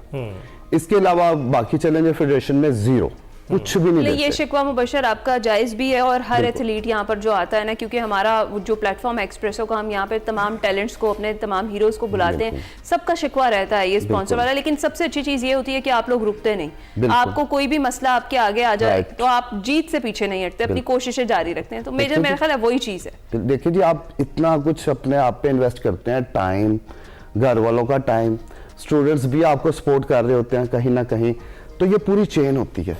आप अपना आप मतलब कि वो गाल देते हैं सारा, फिर आपको कुछ उसका आउटपुट नहीं मिलता। लेकिन मैं सल्यूट करता हूँ बॉडी बिल्डर्स को, उन एथलीट्स को जो बॉडी बिल्डिंग के साथ मुंसलिक है, ठीक है। उनको मिलना भी कुछ नहीं है और वो फिर भी अपने पाकिस्तान के लिए कुछ ना कुछ करते दिखाई दे रहे हैं। अच्छा, मुझे आपकी इजाजत से मुझे ये महसूस होता है नहीं, आपको बस इजाजत की, प्लीज कंटिन्यू। हाँ, मुझे ये महसूस होता है कि आप की जो सबसे बड़ा इनाम है वो यही है कि आपकी फिटनेस लोग देखकर आपको फॉलो कर रहे होते हैं। जी बिल्कुल ऐसे ही। लोग आपको फॉलो करने के लिए जो है फिर आपकी तरह मेहनत करते हैं, आपसे पूछते हैं कि आप क्या कर रहे थे। बिल्कुल ऐसे ही है। तो ये बताइएगा कि कितने लोग आपको आम जिंदगी में मिलते हैं जो कहते हैं कि हम आपकी तरह बनना चाहते हैं? अब तो ये रुझान बहुत ज्यादा है, ठीक है। अगर मैंने अपने को फिट रखा हुआ है, मसल मास मेरा दिख रहा है, तो ऑब्वियसली हर नॉर्मल पर्सन की यही ख्वाहिश होती है मैंने आपके जैसा बनना है। अब मैंने पंजाब का कंपटीशन लाहौर का पहले विन किया, तो बड़ी प्रोग्रेस देखी मैंने, लोगों ने बहुत मुतवज्जा हुए मुझे देख के, टीनेजर बहुत ज़्यादा कि मैंने आपके जैसे बनना है, ठीक है। फिर ओल्ड एज आते थे जो पेशेंट बन चुके हैं, शुगर के पेशेंट हो गए, ब्लड प्रेशर के, या किसी भी बीमारी में मुब्तला, ठीक है। तो मेरे लिए ये बड़ी काबिल तारीफ बात है, मुझे मोटिवेशन मिलती है कि कोई मुझे देख के अपनी ज़िंदगी सेट करना चाह रहा है, बजाय सिगरेट पानी या कोई नशे की तरफ जा रहा है। नहीं, वो मुझे देख के अगर मुतासिर होकर मेरी फील्ड चूज कर रहा है, तो इससे बड़ा तो सदका जारिया कुछ भी नहीं। बिल्कुल। आपको प्रोटीन इंटेक कितना लेना पड़ता है इसके लिए? प्रोटीन इंटेक आपकी बॉडी वेट पे डिपेंड करता है। फॉर एग्जांपल आपका बॉडी वेट है 70 kg, आप उसको 2 पे डिवाइड करेंगे तो 140 ग्राम आपको प्रोटीन इंटेक करना पड़ेगा। इसमें कोई रॉकेट साइंस नहीं है। बिल्कुल, डेली। जी, फीमेल का 1.5 पे आप मल्टीप्लाई कर सकते हैं और मेल का 2 पॉइंट पे, ठीक है। तो ये इतना प्रोटीन आपको बेसिकली चाहिए होता है। ये बन जाता है 150 ग्राम से 200 ग्राम आपको प्रोटीन नॉर्मल इंसान को चाहिए। अच्छा, इस सारी जर्नी में सप्लीमेंट्स भी एक रोल प्ले करते हैं, और कितना Obviously. खतरनाक हो जाता है अगर आप जो है गलत सप्लीमेंट खा लें और उसके बाद फिर आपको भुगतना पड़े उसके नतीजे। सप्लीमेंट का नुकसान है कोई भी सप्लीमेंट है, कोई भी मेडिसिन है, पैराडोल सिंपल, ठीक है, आप उसकी ओवरडोज ले लें 2 तक तो इनफ है, 4-6 खा लें तो आपके बॉडी में से ब्लड आने लग पड़ेगा, सिंपल। रोटी ज्यादा खा लें आप, ठीक है, ब्लोटिंग हो जाएगी, डॉक्टर के पास जाना पड़ेगा। Excess of everything is bad, आप ये कह रहे हैं। जी बिल्कुल, किसी भी चीज का ज्यादा इस्तेमाल करना वो आपके लिए जान का खतरा बन सकता है। प्रोटीन इस्तेमाल करना गलत नहीं है, लेकिन उसका गलत वे से इस्तेमाल करना बहुत गलत बात तो है। सही इस्तेमाल करना बिल्कुल, जरूरी है। सर्टिफाइड ट्रेनर ठीक आपको है। यूज करवाते हैं, ठीक है, प्रोफेशनल कोचेस जब यूज करवाते हैं तो वो बेनिफिशियल होता है। भाई हमें तो बहुत खुशी है कि आप जैसे लोग जो हैं हमारे पास मौजूद हैं, जो गाइडेंस दे सकते हैं। बहुत दर्द और बहुत मेहनत आप इस मकाम पर पहुंचते हैं, तो मेरा ख्याल है कि जिस तरह मुबशर यहाँ पर बैठे हैं, कुछ शिकवे शिकायत तो हर किसी को ही होते हैं, हमें भी होंगे, हम अपनी सीट पर बैठे कुछ शिकवे शिकायत हम करते ही रहते हैं, लेकिन चलते रहना जो है वो मकसद है, चलते रहना चाहिए। और इसी तरह से जिस तरह से ये बॉडी बिल्डिंग तनसाजी के जो शोबे में ये अहम और नुमाया कारकर्दगी दिखाते हैं, हम उम्मीद करते हैं कि यूं ही चलते रहेंगे और इनके फॉलोअर्स इनके साथ साथ चलते रहेंगे। इसी के साथ हमें इजाजत दीजिए, मुलाकात होगी कल। अल्लाह हाफिज। अल्लाह हाफिज।